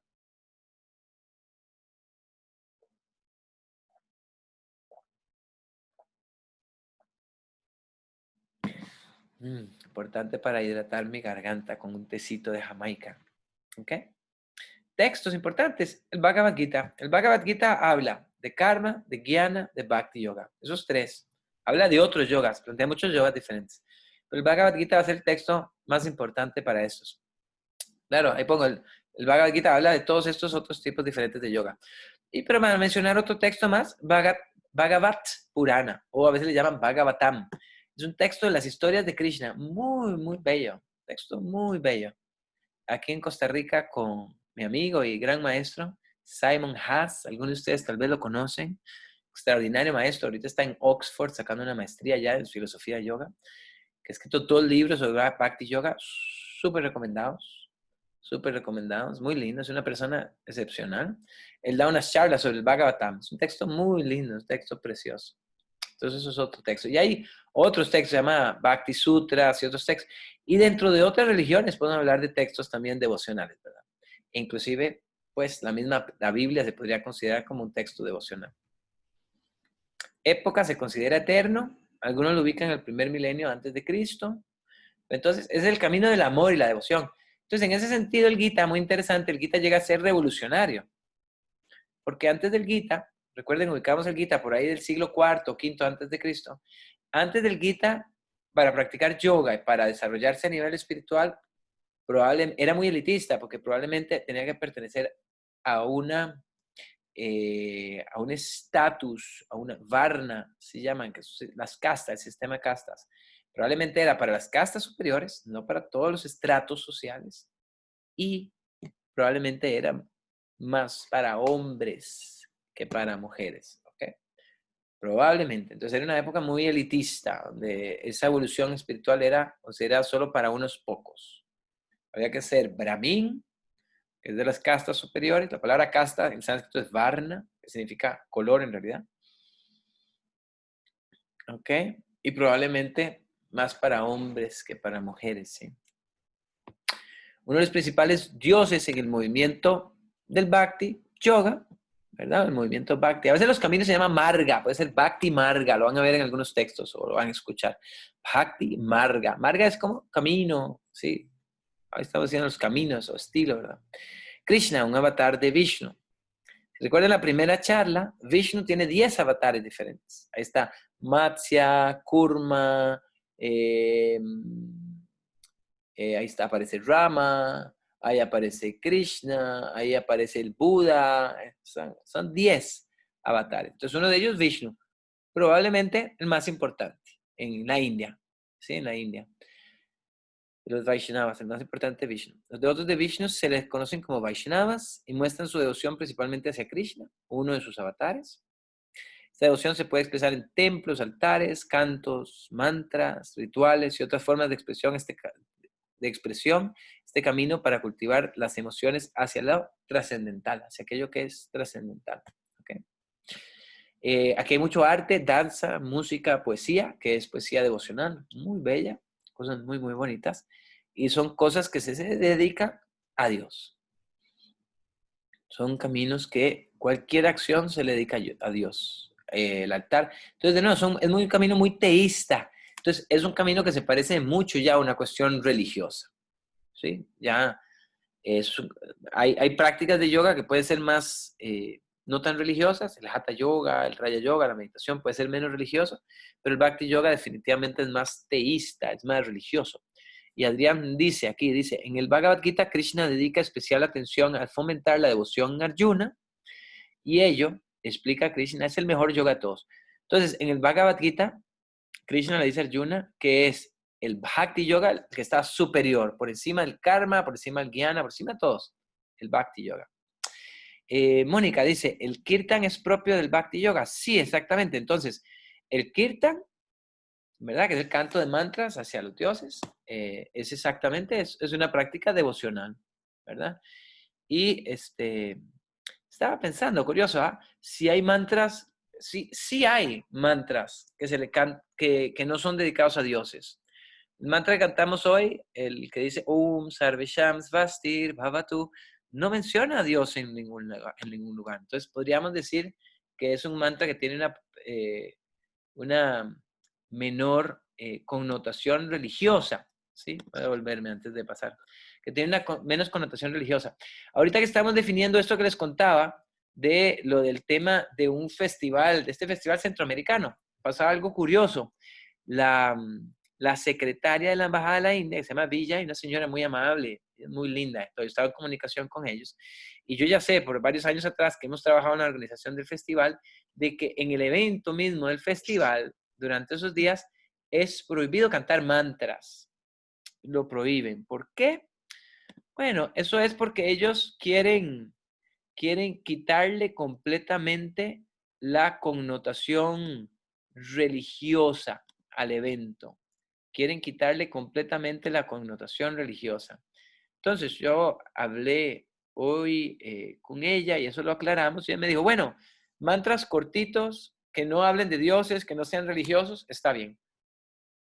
Y habíamos organizado primero en todos los países, ya estaba organizado Costa Rica, Panamá, Nicaragua, Guatemala, Salvador, las noches de Kirtan, las noches muy bonito, ya tenemos aquí una banda, vamos a cantar mantras y todo, pero lamentablemente nos dijeron que querían quitarlo. Y de ahí, yo entiendo, el tema religioso es conflictivo y alguna gente estará de acuerdo y otros no, pero en la India es muy delicado porque en la India hay mucho musulmán. Entonces en la India por el gobierno en sí ha definido que el Día Internacional del Yoga se va a hacer más laico, menos religioso.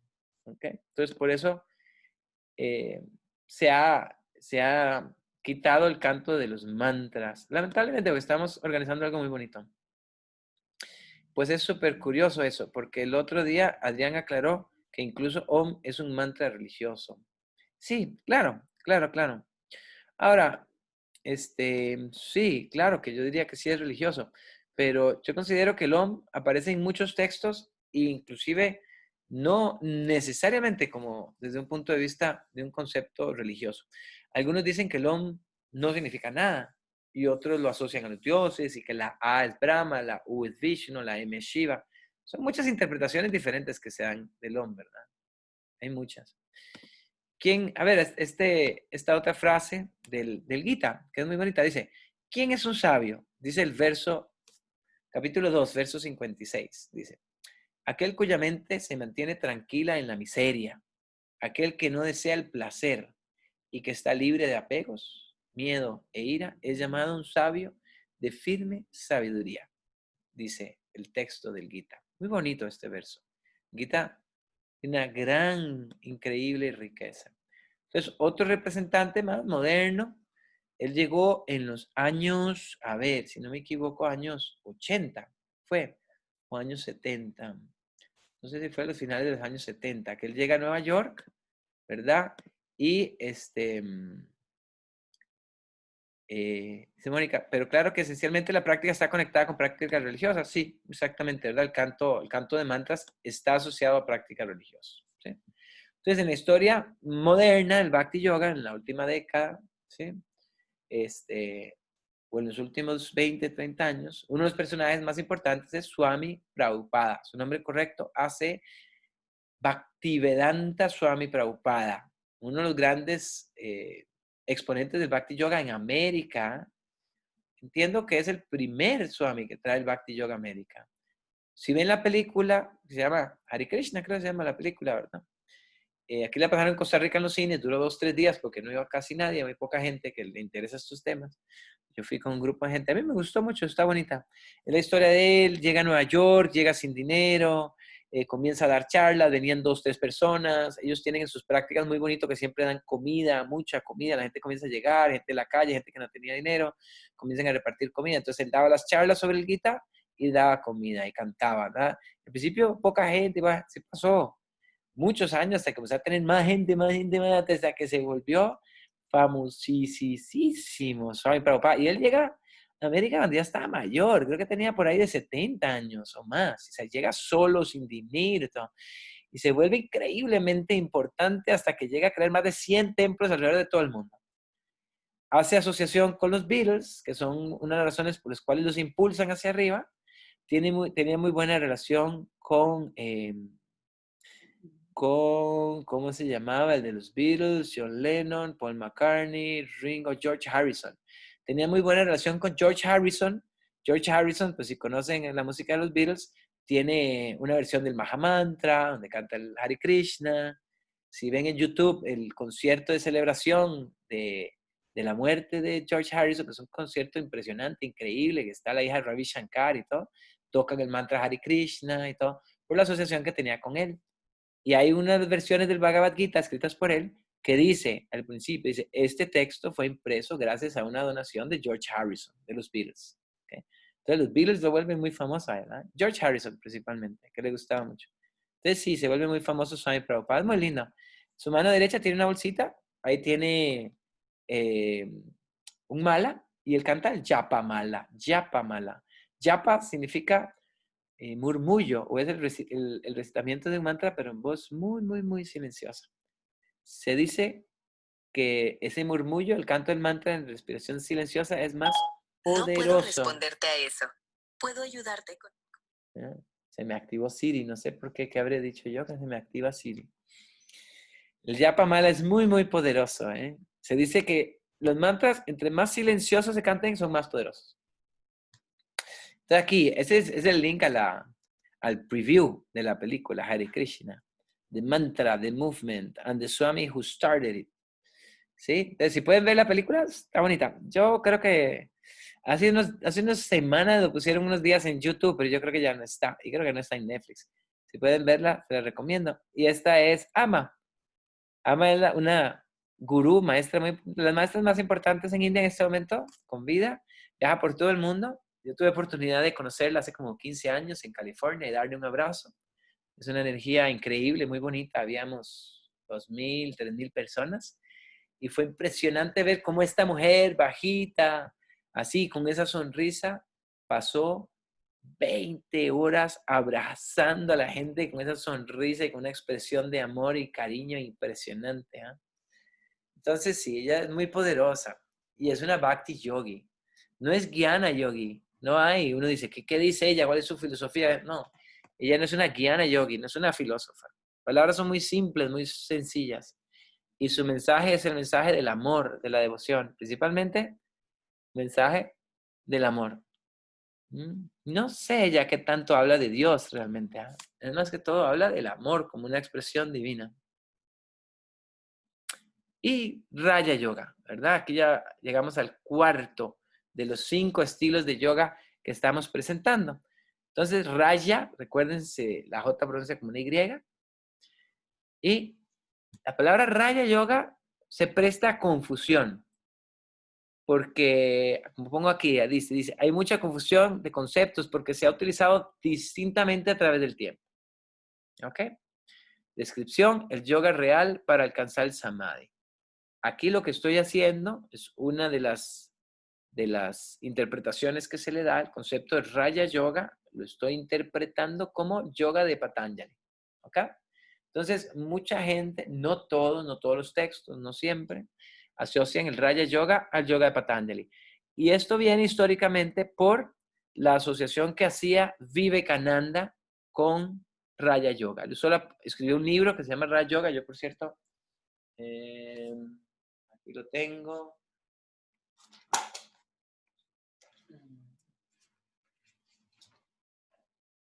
¿Cierto? Por aquí lo tengo. Ese libro, Raya Yoga, que escribe Swami Vivekananda, que les hablé, que estuvo en 1893 en Chicago, que hace muy famoso, se vuelve muy famoso. Este libro que escribe Vivekananda se llama Raya Yoga y es su versión de los Yoga Sutras de Patanjali. Entonces, como él asocia Raya Yoga a Patanjali, eso se influenció mucho y ahora actualmente mucha gente toma el Raya Yoga como el yoga de Patanjali, ¿sí? Significa, aquí Mónica pregunta, es una buena pregunta, dice, ¿real de realeza o real de verdadero? Es una buena pregunta. Vieras que lo que se interpreta, algunos lo interpreta es que Raya es realmente real de realeza, porque se dice que en una época en India los que tenían esta información y este conocimiento era realmente la realeza, la nobleza, los reyes. Entonces, por eso, en una época comenzó a asociarse el yoga Patanjali con el yoga real. De nuevo, real no es de verdad, no de verdadero, sino real de noble, de la familia real. ¿Ok? Entonces, sí. Y otra interpretación que se le da es porque aquel que practica el Raya Yoga, el Yoga Patanjali, Yoga la liberación, se convierte en rey de sí mismo. Esa es otra interpretación que se le da. Que uno se convierte en rey de sí mismo. Y realmente no es porque quiere estar por encima de los demás, pero tampoco estar por debajo de nadie, ¿verdad? Pero que uno se convierte en rey de sí mismo, autónomo, independiente. Si estudian Patanjali, el capítulo 4 se llama Kaivalya, que realmente significa estar solo, estar aislado, aislamiento. ¿Okay? Es el nombre de Raya Yoga. Texto importante, los Yoga Sutras de Patanjali, época que se considera siglo IV de la era moderna, después de Cristo. Hace todavía 10, 15 años se consideraba que Patanjali era más antiguo, siglo II o III antes de Cristo. Y ahora, por estudios lingüísticos modernos que se han hecho de muchos textos, de unos textos que se fueron a China y volvieron, y por las épocas en las que se publicaron ese texto, se llegó a la conclusión de que Patanjali es más moderno. Eso es los académicos modernos occidentales. No estoy seguro si en India tienen la misma opinión en cuanto a las fechas de Patanjali. Puede ser que en India va a ser un poco confuso porque en India es muy famoso el mantra de invocación a Patanjali, ¿sí? El mantra de invocación a Patanjali. Y en ese mantra se dice que Patanjali escribió un texto de gramática, uno de medicina, uno de yoga. Y los autores que escribieron esos diferentes textos son de épocas muy diferentes. Entonces, si uno suma las épocas, parece que Patanjali vivió 600 años. Entonces es un poco confuso. Ahí están compartiendo el link a la película. Buenísimo. ¿Será la película o es el preview? ¿O si está la película? Es que yo sé que hace un tiempito estaba la película, pero después la quitaron. Yo no sé si está la película completa. Ahorita, si está, ojalá puedan verla. Es muy linda.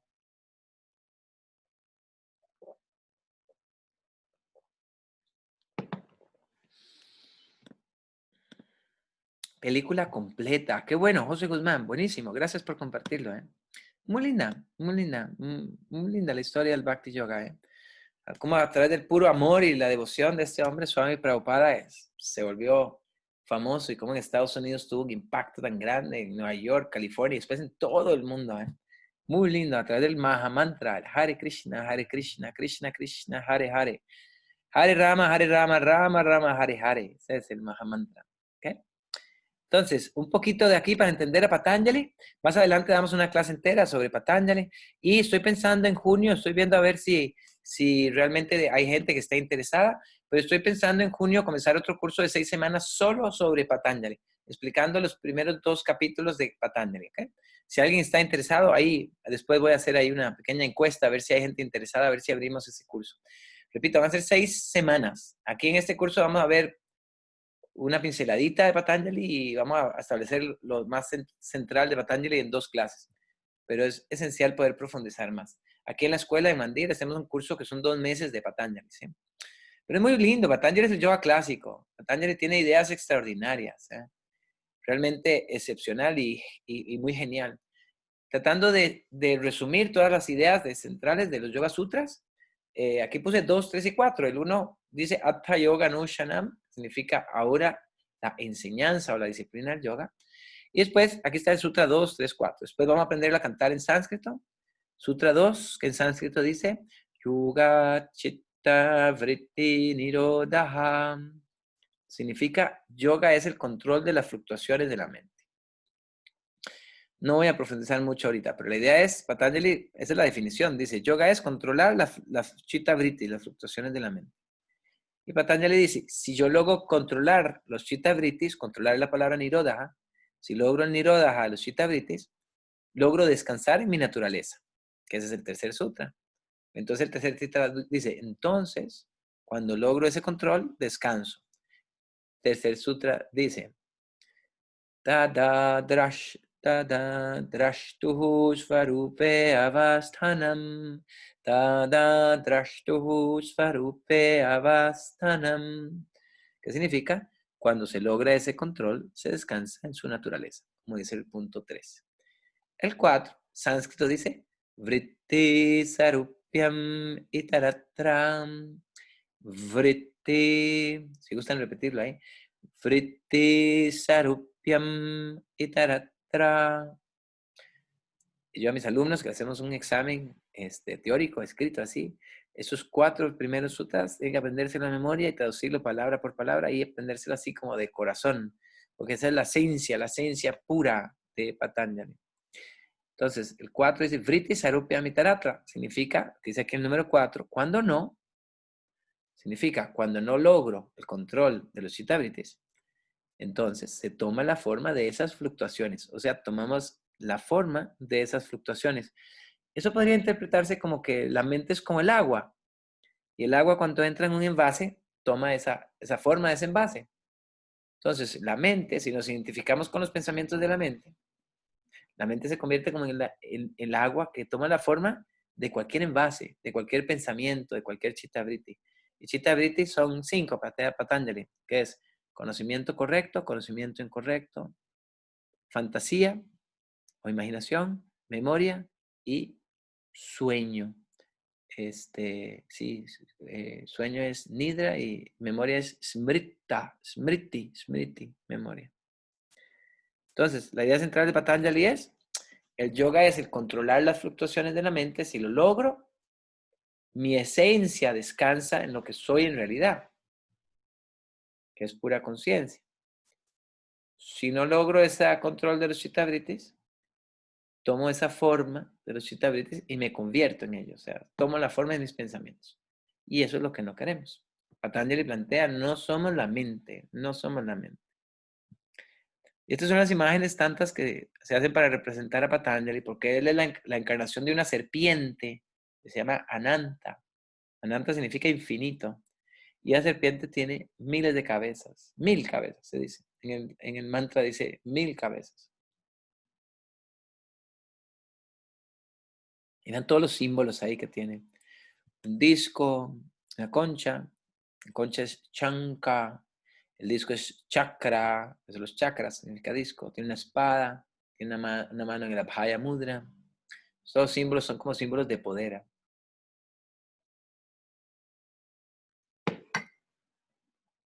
Encarnación de Ananta. Después contamos toda la historia de la encarnación, del por qué nace Ananta y cuál es la historia con Patanjali, la relación con Shiva y todo eso, que es interesante.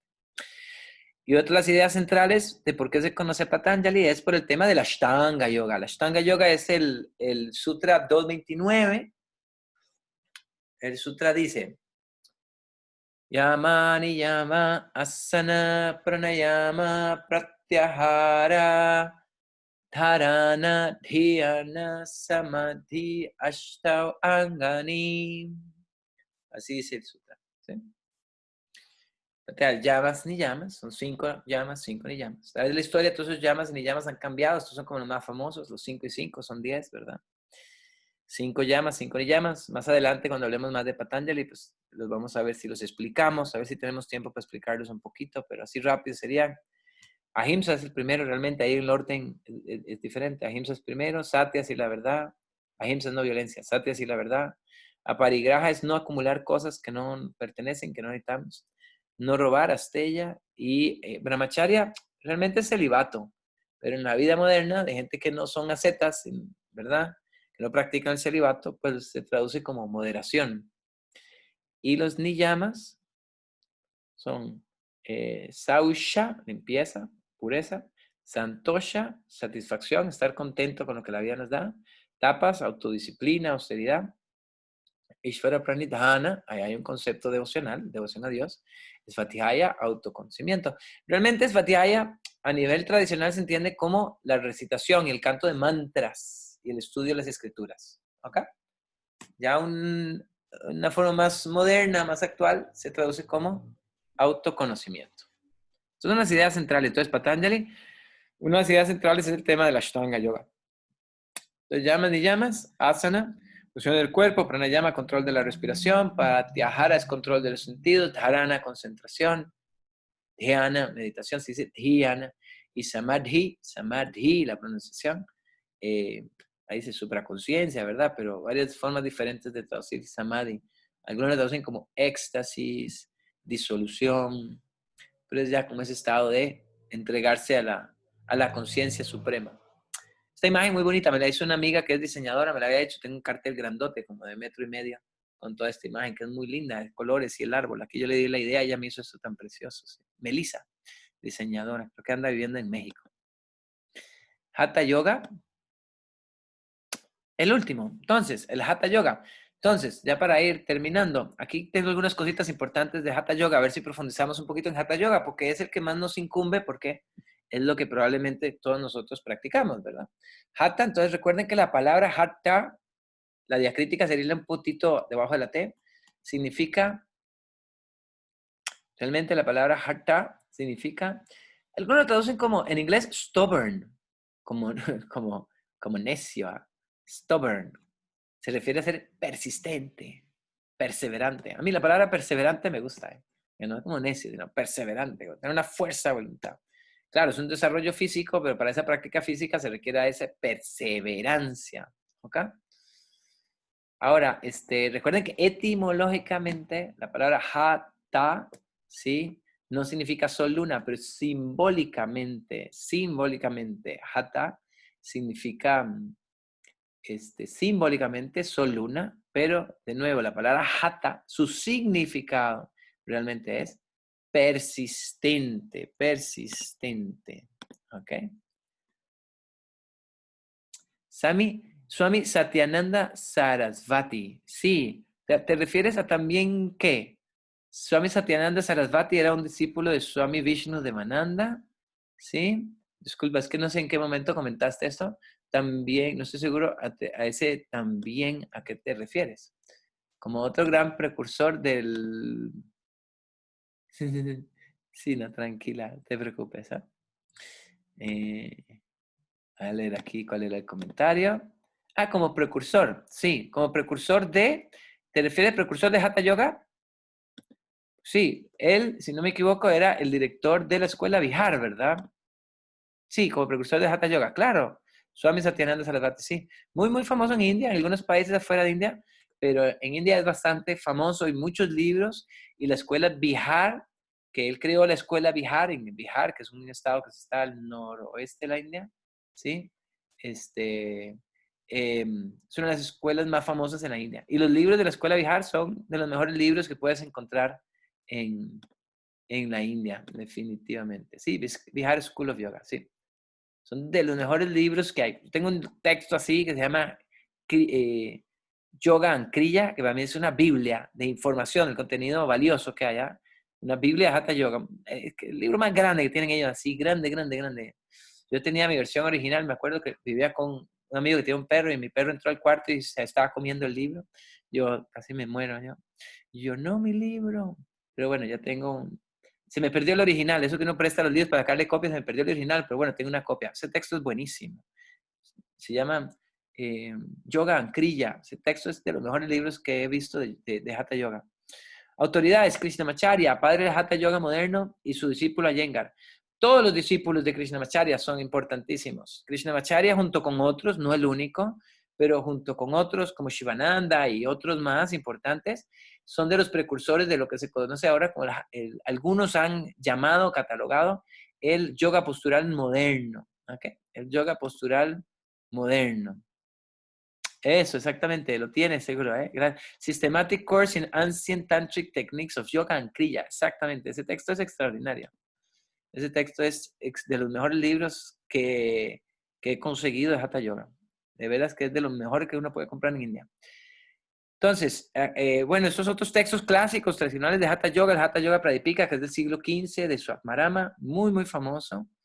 Muy, muy conocido. Es un libro que plantea 4 capítulos, un capítulo de asana, mudra, pranayama, tiene cosas sobre el tema del nada yoga, del sonido, plantea los chatkarmas, ahorita creo que explico los chatkarmas, y esos otros textos antiguos, Dattatreya Yoga Shastra, siglo XII, primer texto, y otros textos más, siglo XII, siglo XIII, que son a donde surge el Hatha Yoga. Dice esto, mira, época, dice, sus raíces pueden ser de la época védica y épica, con la práctica de tapas. Sin embargo, los primeros textos que hablan del concepto como técnica y prácticas datan del siglo X al XII. Al principio se describían las técnicas, pero todavía no se usaba la palabra Hatha Yoga. ¿Ok? Y después ya comienza a utilizarse esa palabra Hatha Yoga. Recuerden que originalmente significa persistente, perseverante. En inglés dicen como obstinado. Ejemplo, esta persona que se para aquí de cabeza. Este es un yogi muy conocido en el noreste de la India, en un estado, y lo que dicen es que se para todos los días 1 hora y media, se para de cabeza ahí en ese pedazo de arena que no se ve ni siquiera muy rectecito de nada, y se queda parado 1 hora y 15 cada día.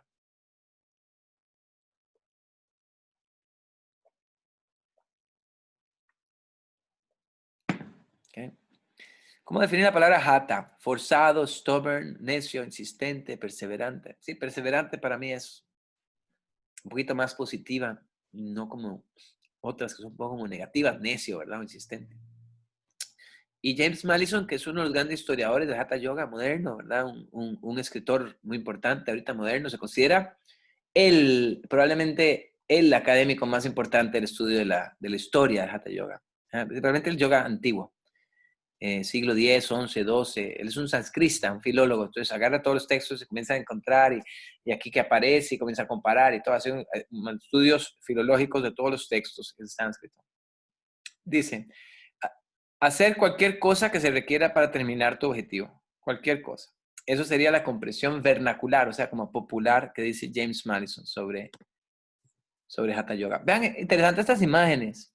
Ven aquí. Dice, historia de Hatha Yoga. Entonces, alrededor del año 1000 después de Cristo, comienza a surgir las prácticas, ya no el Hatha Yoga como una austeridad de pararse en una pierna, de levantar un brazo y quedarse con un brazo, ya no como ese tipo de prácticas, sino prácticas más a nivel energético, uso más de pranayama, aunque de la respiración se habla en los textos hasta védicos, muy antiguos, ¿verdad?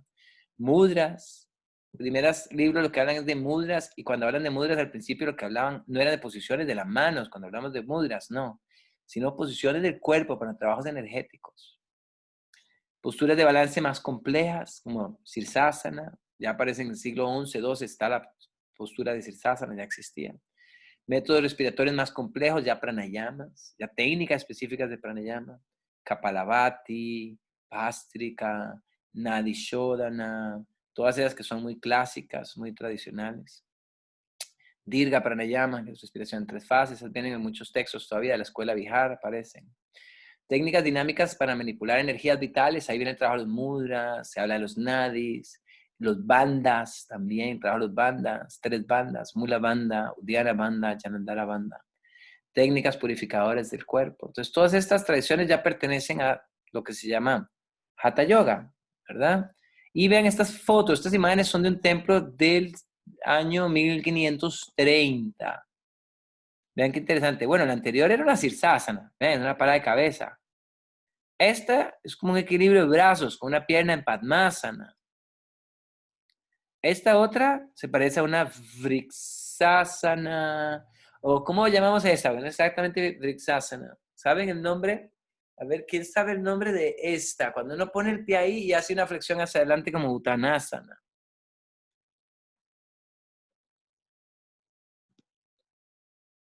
Se puede hacer sentado, una pierna en Padmasana, otra pierna estirada. Ahí se llama, a ver si se acuerdan. Cuando uno hace flexión como Uttanasana se llama ¿cómo es? Ardha Padma Padmottanasana, creo que es que se llama. Cuando uno está, voy a ver aquí en el chat, Ardha Bada Padmasana.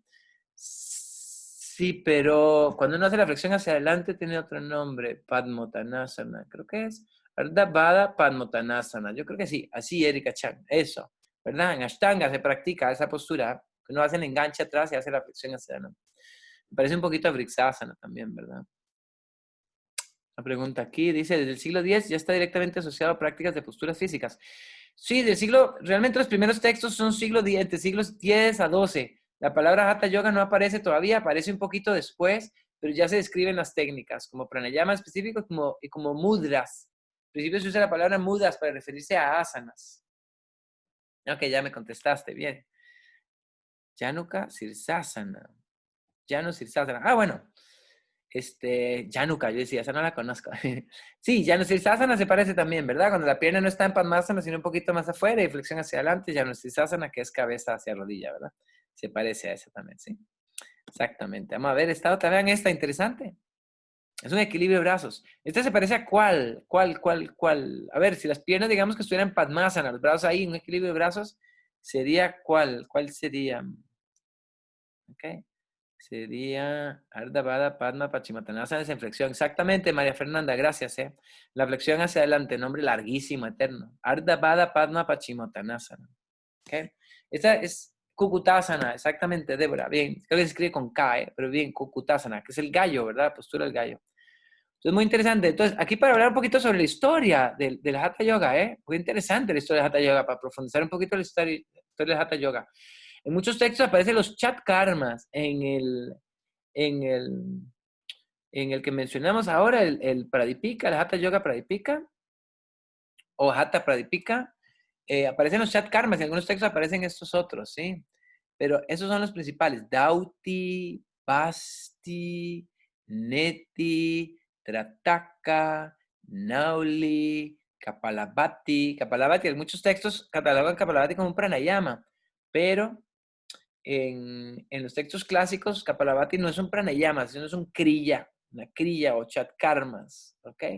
Dauti es como un enema que hacían natural, introducían un palo de bambú en el ano. Normalmente, disculpen si esto no es muy agradable la historia, pero normalmente se introduce un palo de bambú por el ano, se usa como una pajilla, se meten a un río y se succiona por efecto, como es un nauli, se succiona el agua y después se bota, se expele el agua, ¿sí? Y eso es para limpiar, ¿sí? Basti son otras técnicas más de Shatkarma, el Neti, el Yada Neti, que es cuando introducimos el agua por la nariz y da la vuelta. Trataka son cuando se observa una candela.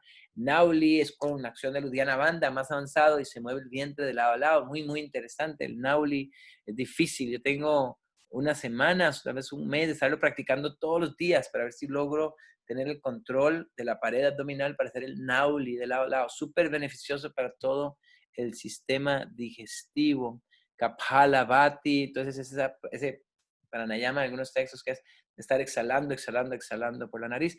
Y algunos textos mencionan otros chatkarmas, Kaya, Karani, Chakri y otros chatkarmas que mencionan algunos otros textos, ¿sí?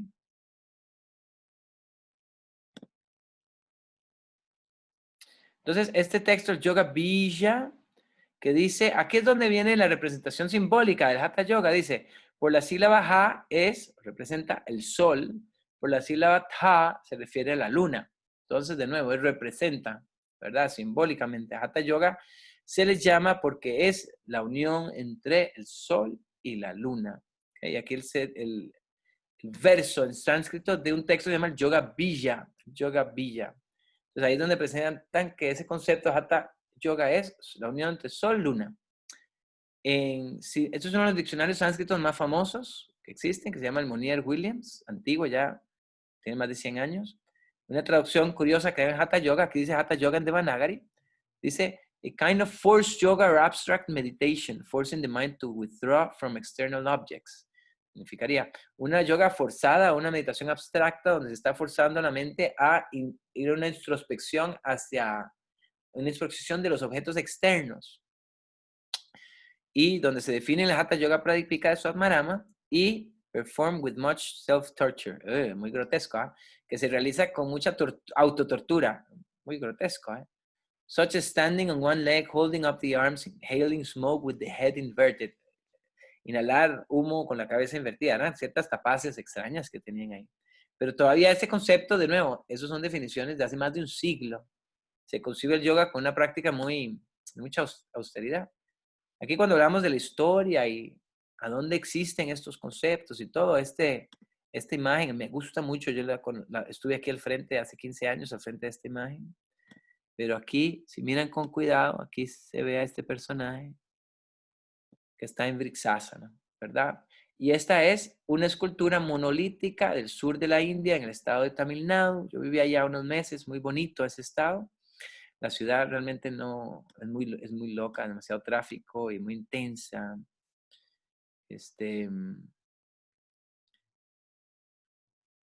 Sí, esa definición muy antigua, dice Moni, dice está súper antropológica antigua, cuando todos lo leían desde su realidad cultural. Sí, exactamente. Entonces, en esta piedra, esto está en un lugar que se llama Mahabalipuram, es del siglo VII, y ven ya donde aparece una imagen en esa postura de Vrixasana, Vrix es árbol, ¿verdad? Y esta postura, este personaje aquí es un personaje mitológico que hace una austeridad para traer a Ganga, se llama Bhakira. Entonces, tradicionalmente esta postura en India, todavía en algunas tradiciones, mucho menos común, pero sí lo he escuchado en India, se le llama Bhagirasana, por el personaje ese de Bhakira. Pero muy bonito ver como una escultura que es del siglo VII, imagínate, tiene más de 1000 años esta escultura, qué impresionante. Y, ¿verdad? Hay toda una controversia sobre esta imagen que es de Pachupati. Pachupatina es el sello 420 encontrado en la civilización del Valle del Indo, donde hay mucha controversia si realmente esta postura es o no es Hatha Yoga. Realmente los indios quieren decir que sí para darle más longevidad a la práctica de Hatha Yoga y darle más valor, ser la más antigua. Pero no podemos asegurarlo porque no se pueden interpretar esos textos, porque no se ha encontrado la forma de descifrar su escritura. Y estas imágenes, aquí, un poquito más, esto es de un curso que estaba llevando con este profesor, que tiene un curso muy bonito sobre historia, se llama Seth Powell, se llama él, y presentó esta imagen del siglo XVI, de los Hatha Yogis. Ven aquí haciendo austeridades, rodeado al fuego, parado a manos, colgado en un árbol, ese está levitando, parado en una pierna. Entonces son todas estas austeridades de prácticas de Hatha Yoga, siglo XVI. Este es de un libro muy lindo que se llama Los Ascetas, donde salen todas estas imágenes de los yogis. Veanlos en posturas de yoga. Esta aparece como Gomukhasana, aquí hay una Padmasana, esta también piernas en Padmasana. Esta es otra que se llama como el bastón del yogi, Yogi Dandasana. Krishnamacharya ya en la época moderna. Okay, ya estoy terminando, y aquí voy a ir un poquito más rápido, ya son las últimas filminas, ¿sí? Esta charla era larga, es que era mucha información. Y el linaje de Krishnamacharya, Yengar, Patavi Joyce, Indra Devi de Sikachar. Indra Devi, qué linda esta señora. Estuvo aquí en Costa Rica en los años 80, vivió por todo el mundo, era originaria de esos países del sur de Rusia, vivió en India, conoció a Krishnamacharya, primera mujer del yoga, primera mujer que viaja a Occidente. Muy importante conocer la historia aquí, la primera mujer que viaja a Occidente y enseña. Hay algunos videos donde aparece ella hablando, muy lindo. Vivió en México, Los Ángeles, Argentina, donde creó escuelas por todo lado. De Sikachar, el hijo de Krishnamacharya. Yo tuve la bendición de conocerlo a él, muy lindo él. Conocí en el 2004. Todavía estaba bien de salud, ya falleció él hace unos pocos años. Todavía está su nieto, Kaustup, enseñando. Y aquí es esta persona a la izquierda, Elizabeth Michelis, en este texto es donde plantea este concepto, el yoga postural moderno. Y estos son algunos de los libros modernos más importantes sobre la historia de Hatha Yoga. Este de Mark Singleton, Yoga Body, que fue un libro que causó mucho revuelo, donde él plantea la teoría de la influencia de los europeos hacia el Hatha Yoga. Y aquí Roots of Yoga de Mark Singleton con James Madison, que es probablemente el texto más actual, más moderno sobre toda la historia del yoga. Dice Adrián Muñoz, ya para cerrar. En ocasiones los diferentes tipos de yoga parecen ser prácticamente divergentes en su metodología y se distinguen en cuanto a los medios, pero coinciden más o menos en cuanto a los fines se refieren. ¿Okay? Y ahí cierro. Entonces, ya son las 8. Disculpen si nos atrasamos un poquito, pero sí, esta charla era un poquito larga porque yo le había sumado un poquito más de información. Y en gran medida fue porque una persona que estaba en el curso pasado me dijo que le interesaba saber más sobre la historia del Hatha Yoga. Entonces yo le sumé un poquito más de imágenes filminas sobre la parte de la historia del Hatha Yoga. ¿Ok? Entonces, unos minutitos por si tienen alguna pregunta. Voy a revisar a ver si en el chat hay algún otro comentario o pregunta que no haya visto. ¿Ok? Si tienen alguna duda, si algo no quedó claro, o si tienen alguna reflexión o comentario. Indra Devi tiene libros hermosos. Sí, claro.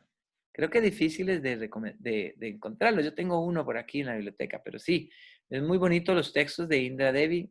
Muy, muy buenos, sí. Recomiendo mucho los libros también de Krishnamacharya, que son difíciles de conseguir, los libros de Iyengar, que son muy populares. De los libros de Iyengar, Light on Life, es un libro ya cuando él escribió, cuando ya estaba muy mayor, más maduro.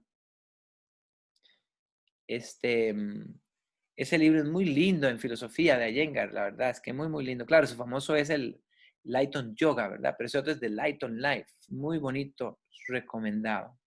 ¿Ok? Entonces, si no tienen ninguna otra pregunta, gracias Alexia ahí, el The Goddess Pose, Light on Light es una belleza. Sí, muy lindo ese libro, Iyengar, ya se consigue en español también, creo. Si no tienen ninguna pregunta, me voy despidiendo. Cualquier pregunta ahí en el chat también. Recuerden, este sábado tenemos la segunda charla con Gabriel Martino, 6 p.m. Las charlas siempre quedan grabadas. ¿Ok? Y es sobre la segunda parte, sobre el Bhakti Yoga, este sábado. Mismo link, yo cualquier cosa siempre les vuelvo a mandar el link. Entonces espero que nos podamos ver el sábado. Yo todas las charlas las voy poniendo, ves, a mañana más tardar, ya pongo las charlas en el cuaderno online y los textos para que vayan leyendo para la otra semana. ¿Okay? Buenas noches a todos, gracias por acompañarnos. Espero hayan disfrutado la clase, que no haya sido muy larga, ¿sí? Que no haya sido cansada, espero la hayan disfrutado, ¿sí? Buenas noches, que estén muy bien.